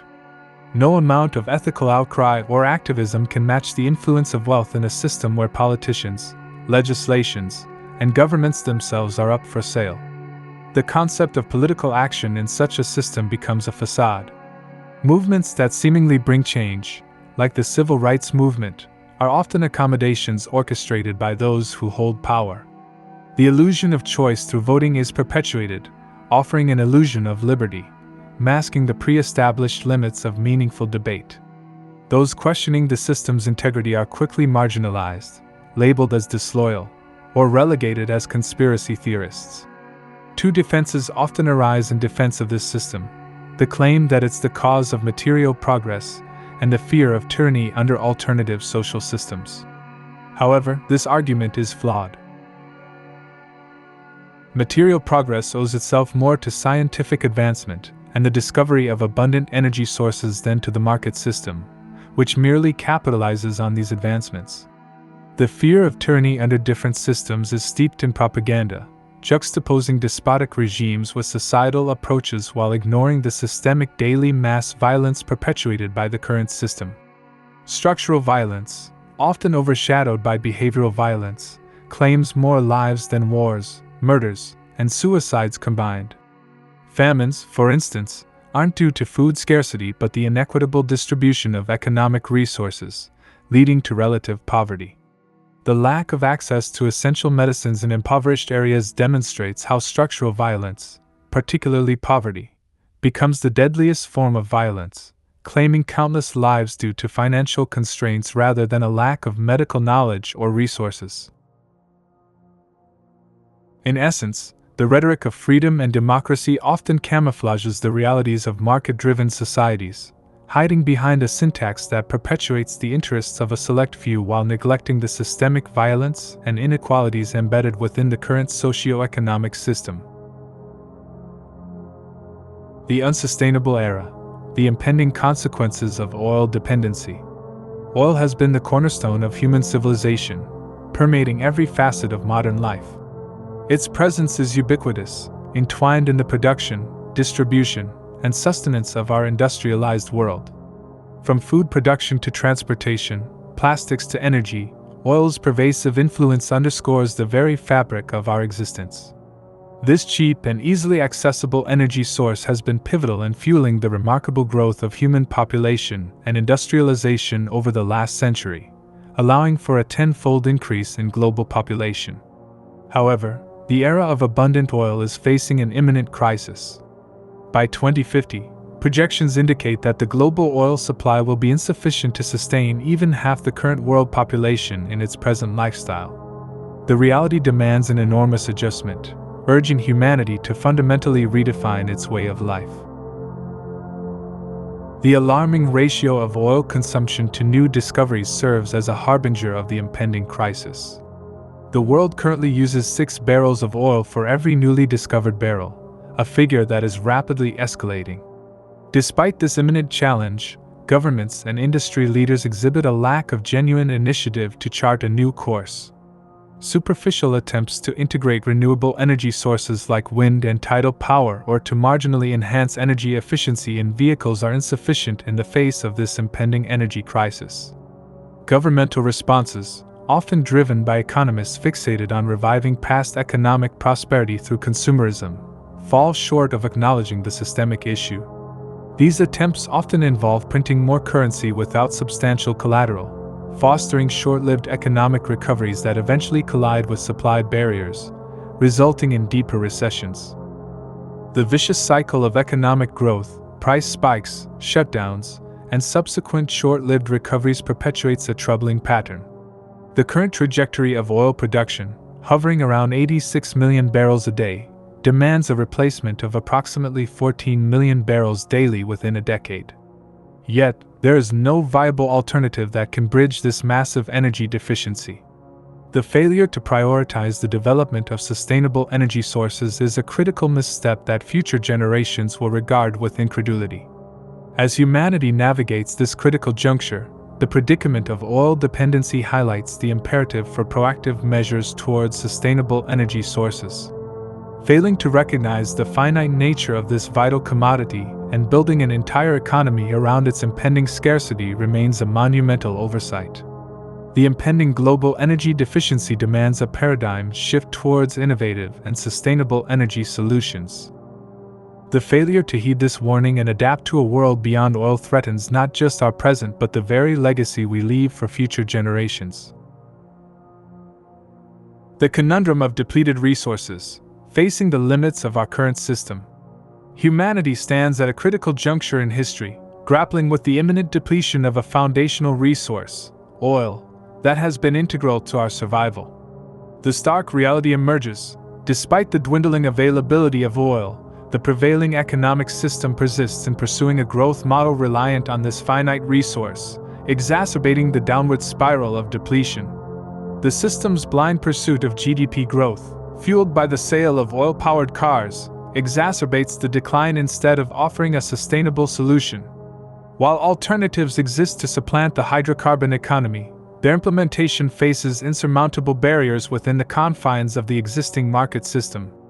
Renewable energies, vital for transitioning away from oil dependency, lack monetary incentives due to their limited profitability in the short and long term.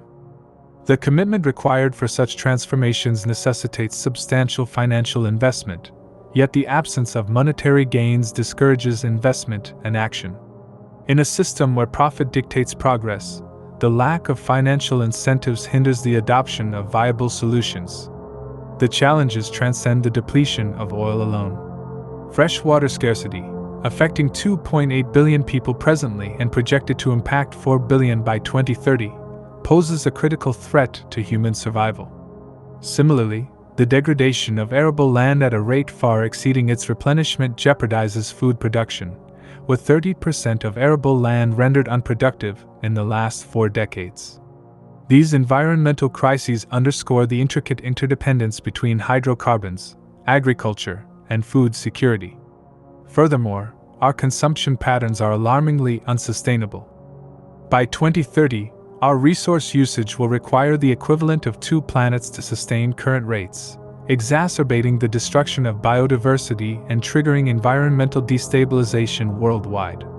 These stark declines in essential resources parallel the exponential growth of the global population, estimated to surpass 8 billion by 2030.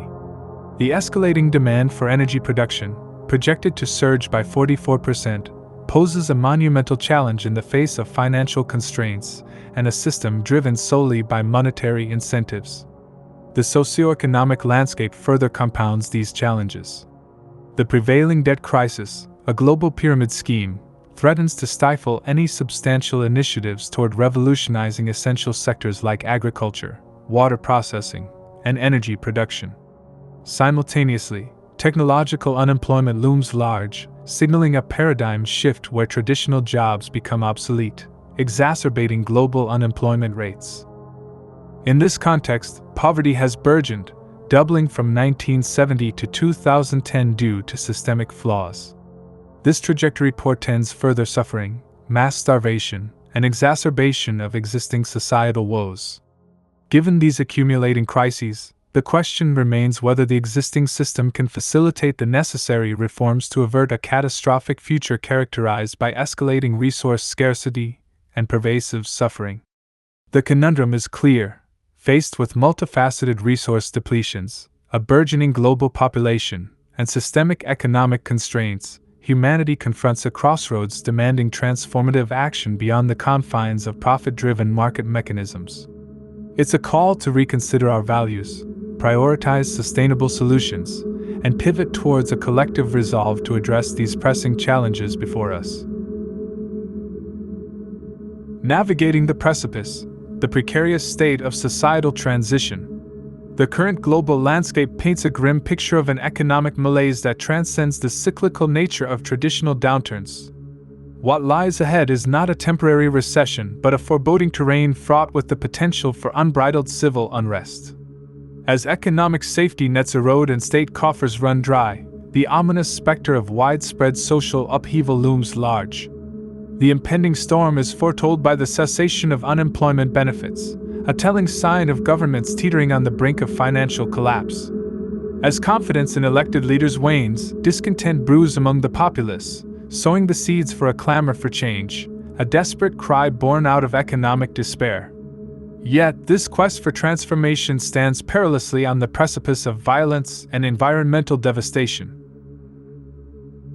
The correlation between the economy and the planet's resources is essential, yet the current disconnect between the two is evident. Our economic systems often operate independently of the limitations and well-being of the planet's resources. This disconnection leads to exploitative practices, excessive consumption, and environmental degradation without regard for the finite nature of natural resources. The imbalance between economic growth and resource preservation illustrates a critical need for a paradigm shift, a reconfiguration that prioritizes sustainable practices and acknowledges that economic prosperity must align harmoniously with the responsible use and conservation of our planet's resources. The relentless pursuit of profit within the current monetary paradigm has recklessly exploited Earth's bounty, threatening the delicate balance of ecosystems and endangering all forms of life. However, this paradigm clings stubbornly, refusing to relinquish its hold, even at the risk of humanity's demise. At the crux of this tumultuous juncture lies an entrenched group, fiercely safeguarding its grip on power. Their determination to preserve their status quo manifests through manipulation, coercion, and the instrumentalization of military might, all employed to maintain their dominance. Their allegiance to the existing system is unwavering, for they perceive no alternative that would perpetuate their privileged position. The inevitability of a monumental transition in human existence looms large, a paradigm shift that marks the end of an era shaped by the economic structures of the past century. This impending transformation is deeply entwined with the very fabric of life on this planet, inexorably linked to the health of ecosystems, the vitality of oceans, and the preservation of biodiversity. The path forward is fraught with uncertainty, characterized by the precarious balance between the pursuit of change and the specter of irreversible consequences. The specter of civil unrest, environmental degradation, and the struggle for power amidst societal upheaval paints a complex and daunting tableau. In this tempestuous landscape, the need to avert the point of no return becomes an imperative. Collective efforts to prevent the descent into chaos and environmental collapse must be at the forefront of human endeavor. It necessitates a concerted shift from a profit-centric paradigm to one that prioritizes the preservation of life and the sustenance of the planet, a fundamental reorientation that transcends the vested interests of the in-group. As humanity navigates this fragile and pivotal moment in history, the imperative remains to steer away from the brink, to forge a new path that safeguards the sanctity of life and the resilience of our planet, and to chart a course that transcends the confines of self-preservation and embraces the collective well-being of all. All we have is this moment, right here, right now. The future is just a fucking concept that we use to avoid being alive today. So, be here now. Truth stands in an undeniable opposition to falsehood, much like the luminosity of light contrasts the obscurity of darkness. Just as light illuminates and reveals, truth sheds clarity, exposing the fabrications and shadows woven by falsehood. In this dichotomy, truth emerges as the guiding force, piercing through the veils of deception and casting a radiant clarity that dispels the murky shroud of falsehood. Threads of Unity, exploring quantum connections and the ride of perception. The double-slit experiment is a fundamental concept in quantum physics that explores the wave-particle duality of matter and the behavior of particles at a quantum level. In this experiment, a beam of particles, such as electrons or photons, is directed toward a barrier with two narrow slits. Behind the barrier lies a screen that records where the particles land after passing through the slits. When particles are fired individually through the slits, they behave as discrete particles, creating two distinct bands on the screen, showing a particle-like behavior. However, the most intriguing aspect arises when the experiment is conducted with no observation. In this scenario, particles are sent through the slits, and rather than exhibiting particle-like behavior, they display an interference pattern on the screen, akin to waves interfering with each other. This phenomenon suggests that particles possess both wave-like and particle-like characteristics. More fascinatingly, when observed or measured, the particles behave as discrete entities. When unobserved, they seem to behave as waves, displaying interference patterns. This suggests that the act of observation or measurement affects the behavior of quantum particles. It indicates that the mere act of observing or measuring these particles collapses their wave function, forcing them to behave as particles rather than exhibiting wave-like behavior. This implies a profound connection between the observer and the observed, suggesting that reality reacts or changes based on our perception or measurement of it at a quantum level. Don't speak negatively about yourself, even as a joke. Your body doesn't know the difference. Words are energy and they cast spells, that's why it's called spelling. Change the way you speak about yourself, and you can change your life. If you want to find the secrets of the universe, think in terms of energy, frequency, and vibration. The intricate web of reality interlaces every individual, threading connections that transcend the superficial boundaries of separation. Despite the illusion of isolation, we exist in an interconnected tapestry, where the actions and energies of one reverberate through the collective whole. This understanding unveils the profound truth. At our core, we are unified entities sharing an inseparable link. The recognition of this intrinsic connection invites an imperative response: to love one another. Love becomes the conduit that harmonizes this interconnectedness, the language that resonates across the shared fabric of existence. It's the binding force that breathes life into human interactions, nurturing the very essence of our being. The human experience finds its resonance in the vibrations of love. It's an elemental force that guides our emotional compass, shapes our relationships, and even influences our physical well-being. Without the symphony of love interwoven between individuals, life loses its essence. The human spirit thrives in the embrace of affection, compassion, and empathy.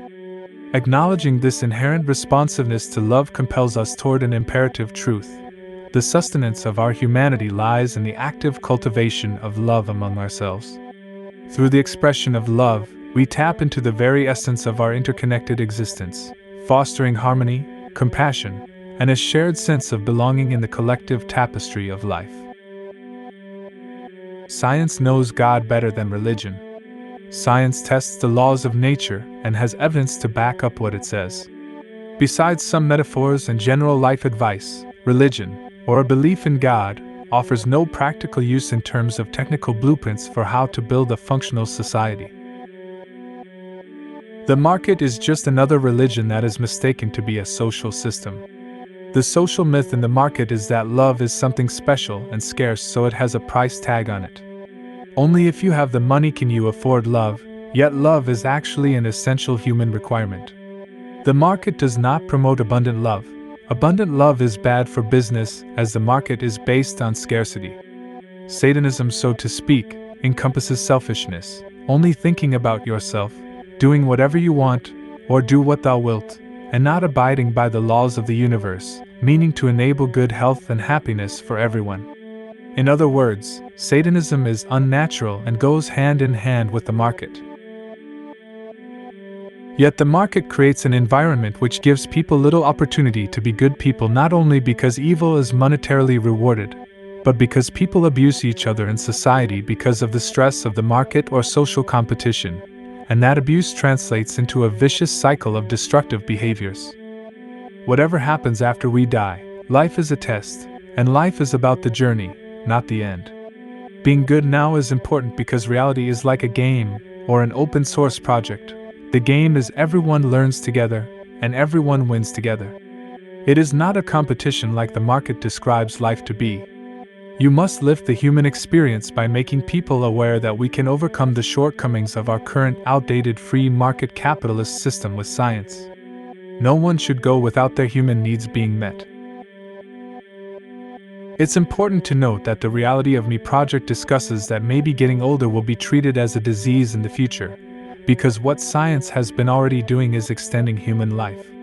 Without death, religion will have no grounds for its fear-based threats of what will happen to you after you die, heaven or hell.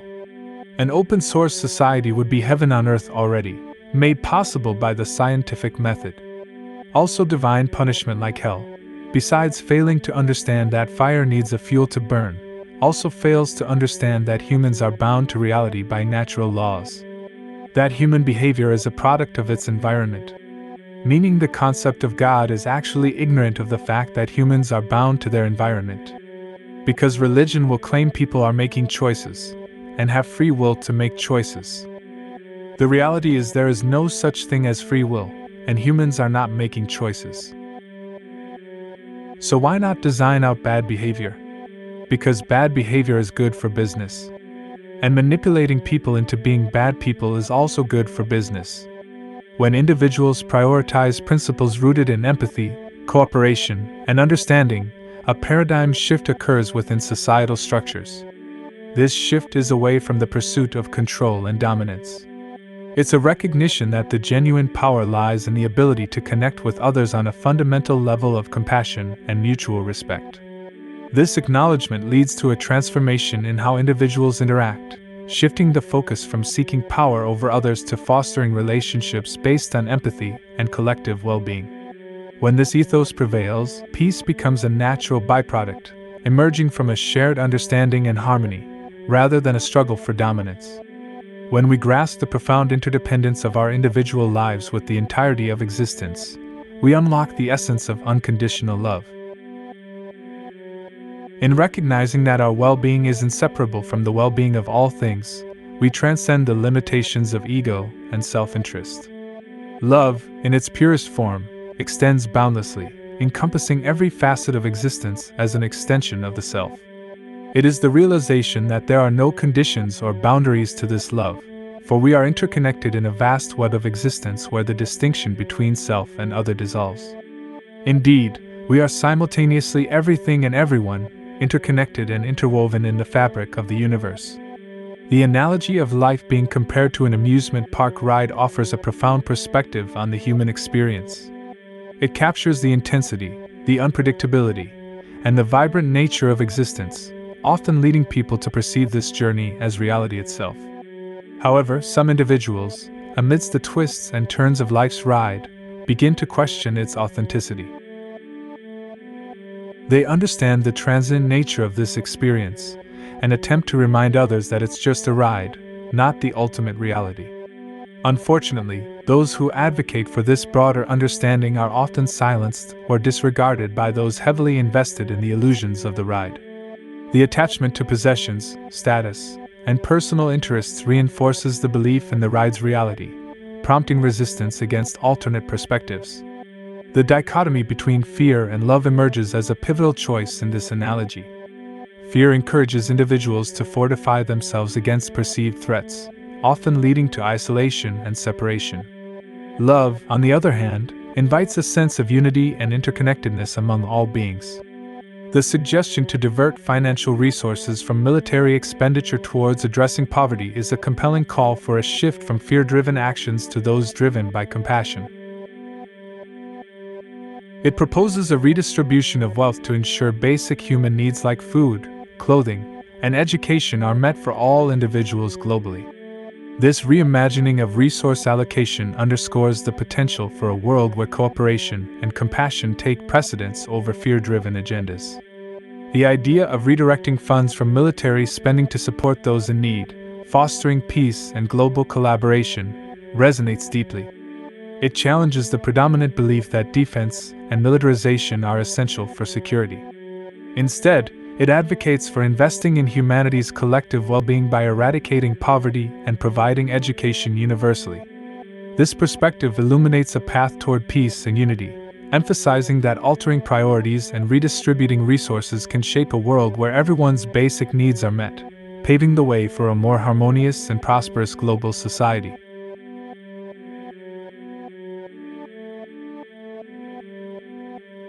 Earth's precarious balance. Rethinking global priorities for survival. Our world remains ensnared in a precarious global balance orchestrated by nations holding immense military might. The harrowing equilibrium between superpowers endangers the lives of all Earth's inhabitants. The pernicious dance of power plays out through events like the Cuban Missile Crisis, the ominous testing of anti-satellite weapons, and the scars left by wars in Vietnam and Afghanistan. These mammoth military establishments are entwined in an unsettling embrace, their reliance on each other perpetuating a chilling reality. Yet, this balance is precarious, a fragile tightrope with little room for error. Despite this, nations collectively exhaust a staggering $1 trillion annually on war preparations, diverting the expertise of countless scientists and technologists into military ventures. Imagine presenting this saga to an impartial observer from beyond our celestial realm. How would we account for our stewardship of this planet? We've heard the justifications from the great powers, we've witnessed the nation's declarations, but who speaks for the entirety of humankind? Who advocates for Earth? An extraterrestrial vantage point would swiftly reveal our civilization teetering on the brink of failure, the most vital mission of ensuring the well-being of our citizens and preserving the future sustainability of our home planet at grave risk. Such revelations compel introspection. If we tolerate the looming specter of nuclear conflict, should we not ardently explore all avenues to avert it? Should we not, in every corner of our globe, contemplate monumental shifts in our conventional approaches, a reformation that touches upon economic, political, social, and religious frameworks? We've reached a juncture where no special interests or exemptions hold merit. Nuclear arms endanger every soul on this shared orb. Transformations deemed impractical or contrary to human nature are not insurmountable. history shows us that sweeping changes are possible. In the last couple of centuries, the shackles of abject slavery, a scourge that haunted humanity for eons, have nearly vanished in a remarkable global revolution. Women, long denied their due in political and economic spheres, are gradually attaining the power previously withheld from them. Wars of aggression have stalled or ceased, catalyzed by the revulsion felt by the citizens of belligerent nations. The antiquated appeals to division based on race, gender, and fervent nationalism are faltering. A burgeoning consciousness perceives Earth as a unified organism and acknowledges that a world at war with itself faces a perilous fate. We stand as one planet, intricately connected and undivided in our vulnerability and our potential for shared prosperity. The common threads that bind humanity, an alien perspective on our shared cosmic journey. Among the myriad of disparities that characterize human societies, an alien observer would discern an underlying unity that transcends these differences. Our shared existence is intimately connected to the celestial bodies that govern our planet's rhythms, and we are all composed of the same fundamental building blocks of the universe. This profound interconnectedness underscores the insignificance of our societal variations compared to the common threads that bind us. As a species, we have delved into the depths of matter, unraveling the secrets of the atoms that constitute all of nature. We have witnessed the forces that have shaped our world and have embarked on a journey of self-discovery, seeking to understand our origins and our place in the vast cosmic tapestry. We are, in essence, star-stuff contemplating the stars, marveling at the intricate evolution of nature and the emergence of consciousness on Earth. This realization instills within us a profound sense of responsibility towards our species and our planet, acknowledging that our survival and prosperity are not solely our own concern but also a duty to the ancient and boundless cosmos from which we have emerged. Tit for tat, the strategy of cooperation in game theory and beyond. The concept of tit for tat originates from the English saying, equivalent retaliation, and has become a fundamental strategy in game theory. It involves initially cooperating with an opponent, then mimicking their previous action and subsequent moves. Cooperation for cooperation, defection for defection. This approach, akin to reciprocal altruism, encourages cooperation while retaliating against defection. In game theory, tit for tat has proven highly effective, particularly in the iterated prisoner's dilemma. It was introduced by Anatole Rappaport and Robert Axelrod's tournaments in the 1980s, where it emerged as both the simplest and most successful strategy in direct competition. Despite its adversarial name, tit for tat fosters cooperation and has practical applications beyond game theory, including conflict resolution techniques and explanations of altruistic behavior in both animals and human societies. When the world trades bitter power struggles for the embracing warmth of love, harmony will reign, and peace will forever endure. The current financial and corporate systems have become outdated and no longer serve the best interests of society. However, it's unrealistic to expect the business and financial elite to voluntarily embrace change, as it would threaten their power and control. Therefore, a peaceful yet strategic approach is necessary. The most effective action we can take is to change our behavior and stop supporting the existing system. By refusing to participate and consistently highlighting its flaws and corruptions, we can compel the establishment to heed the will of the people and undergo the necessary transformation.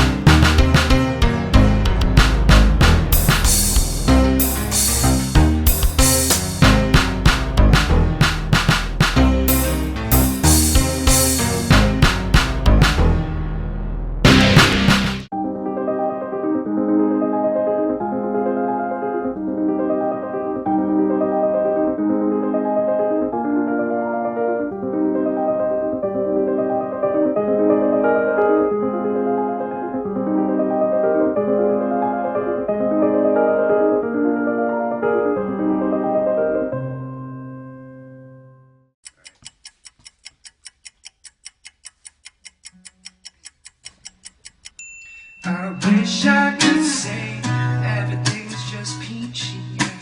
Living life is so easy, but it's not.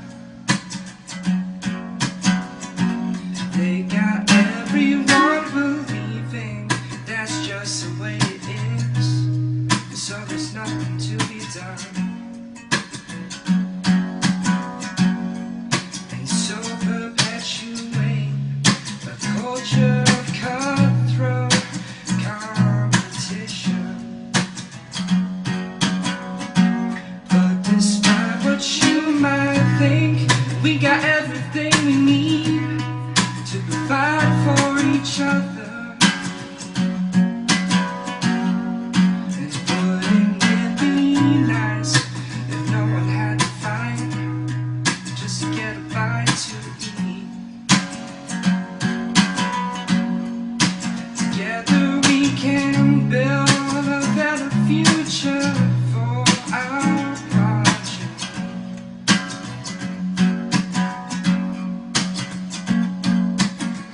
Don't let them pull the wool over your eyes.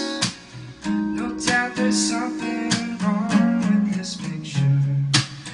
We draw power from the spirit of the times. Zeitgeist. My generation has the fire of evolution in our veins. All we need is the right catalyst to put some fuel on our flame. Rise out of the ashes to find some hope again.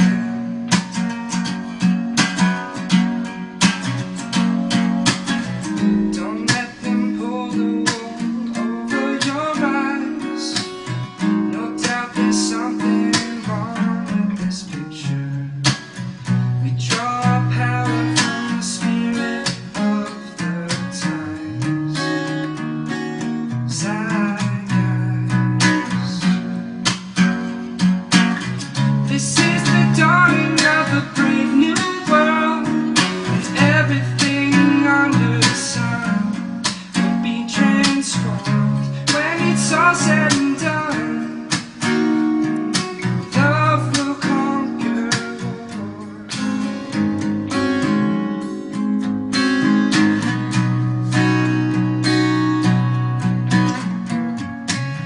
Don't let them pull the wool over your eyes.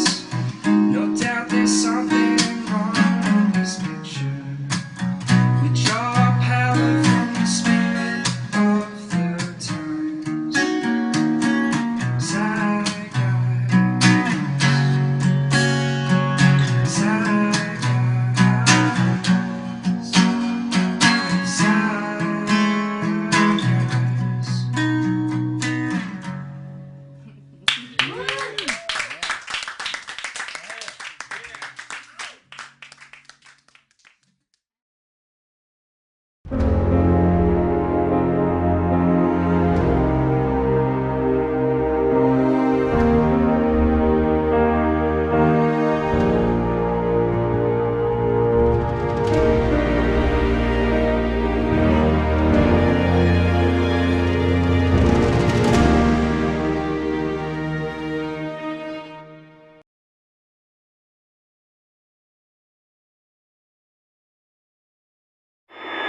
We hold these truths to be self-evident, that all men are created equal.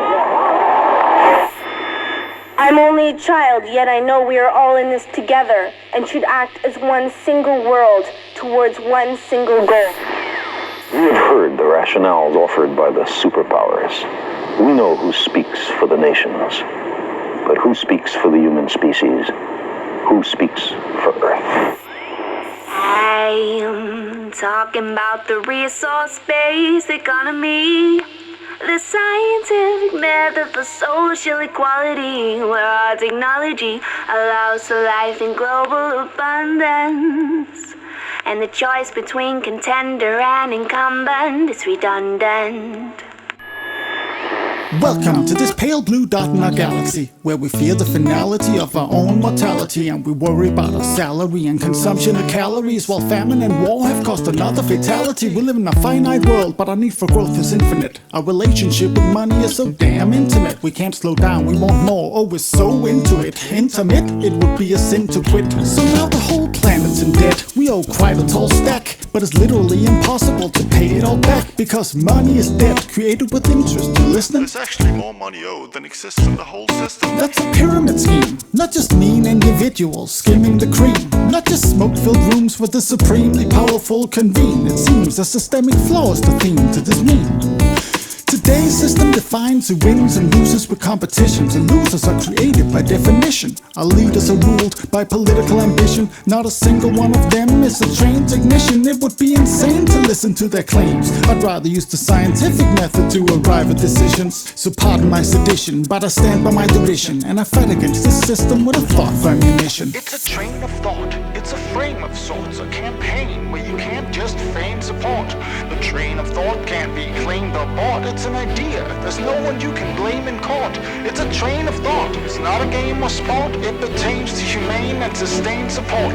Like a chain is wrought, it can be trained and taught to anyone with a brain. Let me explain in short. I'm talking about the resource-based economy, the scientific method for social equality. No political borders, no one giving you orders. It's the wealth worth giving to our sons and daughters. I'm talking about the resource-based economy, the scientific method for social equality. Take care of the planet and meet everybody's need. Make the world debt-free, just live and let be. We can't control nature, we can only try to fit the mold. So instead of growth and jobs, let's set ourselves a new goal. A bold, high standard of living for the planet as a whole, in a sustainable way for every human soul, young and old. Let go of your borders, time to think worldwide. No more democracy and politics, all that's been tried. Instead, we use the scientific method as a guide to arrive at decisions on how technology is applied. And if we want to provide, we can't take a resource and abuse it. We need to keep track of what we have and how fast we use it. Systems theory tells us everything in nature's connected. When we cut down too many trees, the ecosystem is affected. So in production, it makes sense to build everything to last. Planned obsolescence should be a thing of the past. And if we design fast evolving technologies to be modular, we can replace old parts with the new and more popular. To distribute our goods, the shortest distance is preferred. To transfer from there what we can make here is absurd. Then we evaluate demand for goods and build hubs to receive them. Like a library where you check things out for as long as you need them. All of this is doable with today's technology, as long as we apply the right methodology. Cause scarcity is technically outdated, you follow me? This way we can live in abundance and global equality. I'm talking about the resource-based economy, the scientific method for social equality, where technology allows a life in global abundance, and the choice between contender and incumbent is redundant. I'm talking about the resource-based economy, the scientific method for social equality. Every kind of transition is about damn time. The planet is shared by all of mankind. Incentive is the key to understanding volition. We don't act without it, it's behind any decision. There's no human nature to behavior, just predisposition that has to be supported by the surrounding conditions. So the mission is one we should all agree to pick. No police, no prisons, no referee to trick. Build a system with no incentive for harmful behavior, cause if you remove the carrot, you don't need the stick. There would be nothing to gain from trying to mislead, mistreat or deceive. No incentive to thieve, what could you hope to achieve? Anything you need, you can get for free, and it would always be available, so no reason for greed. 10% of the population makes the system run, so instead of working 9 to 5, live your life for fun. Travel the world, raise a family, read a book, build something beautifully useful, or learn to cook. It's this generation's defining challenge, extraordinaire. It's not complicated, just a comprehensive affair. For some it's a big mouthful, for others a breath of fresh air. Don't be scared, cause it can be done, don't despair. Educate yourself on how the current system's impaired, but please do more than just make other people aware. When it comes down to it, we have two things to declare. One, we all care, and two, we all share That train of thought, it's a frame of sorts, a campaign where you can't just feign support. The train of thought can't be claimed or bought. It's an idea, there's no one you can blame in court. It's a train of thought, it's not a game or sport. It pertains to humane and sustained support. Like a chain is wrought, it can't be trained and taught to anyone with a brain. Let me explain in short. I'm talking about the resource-based economy, the scientific method for social equality. No political border,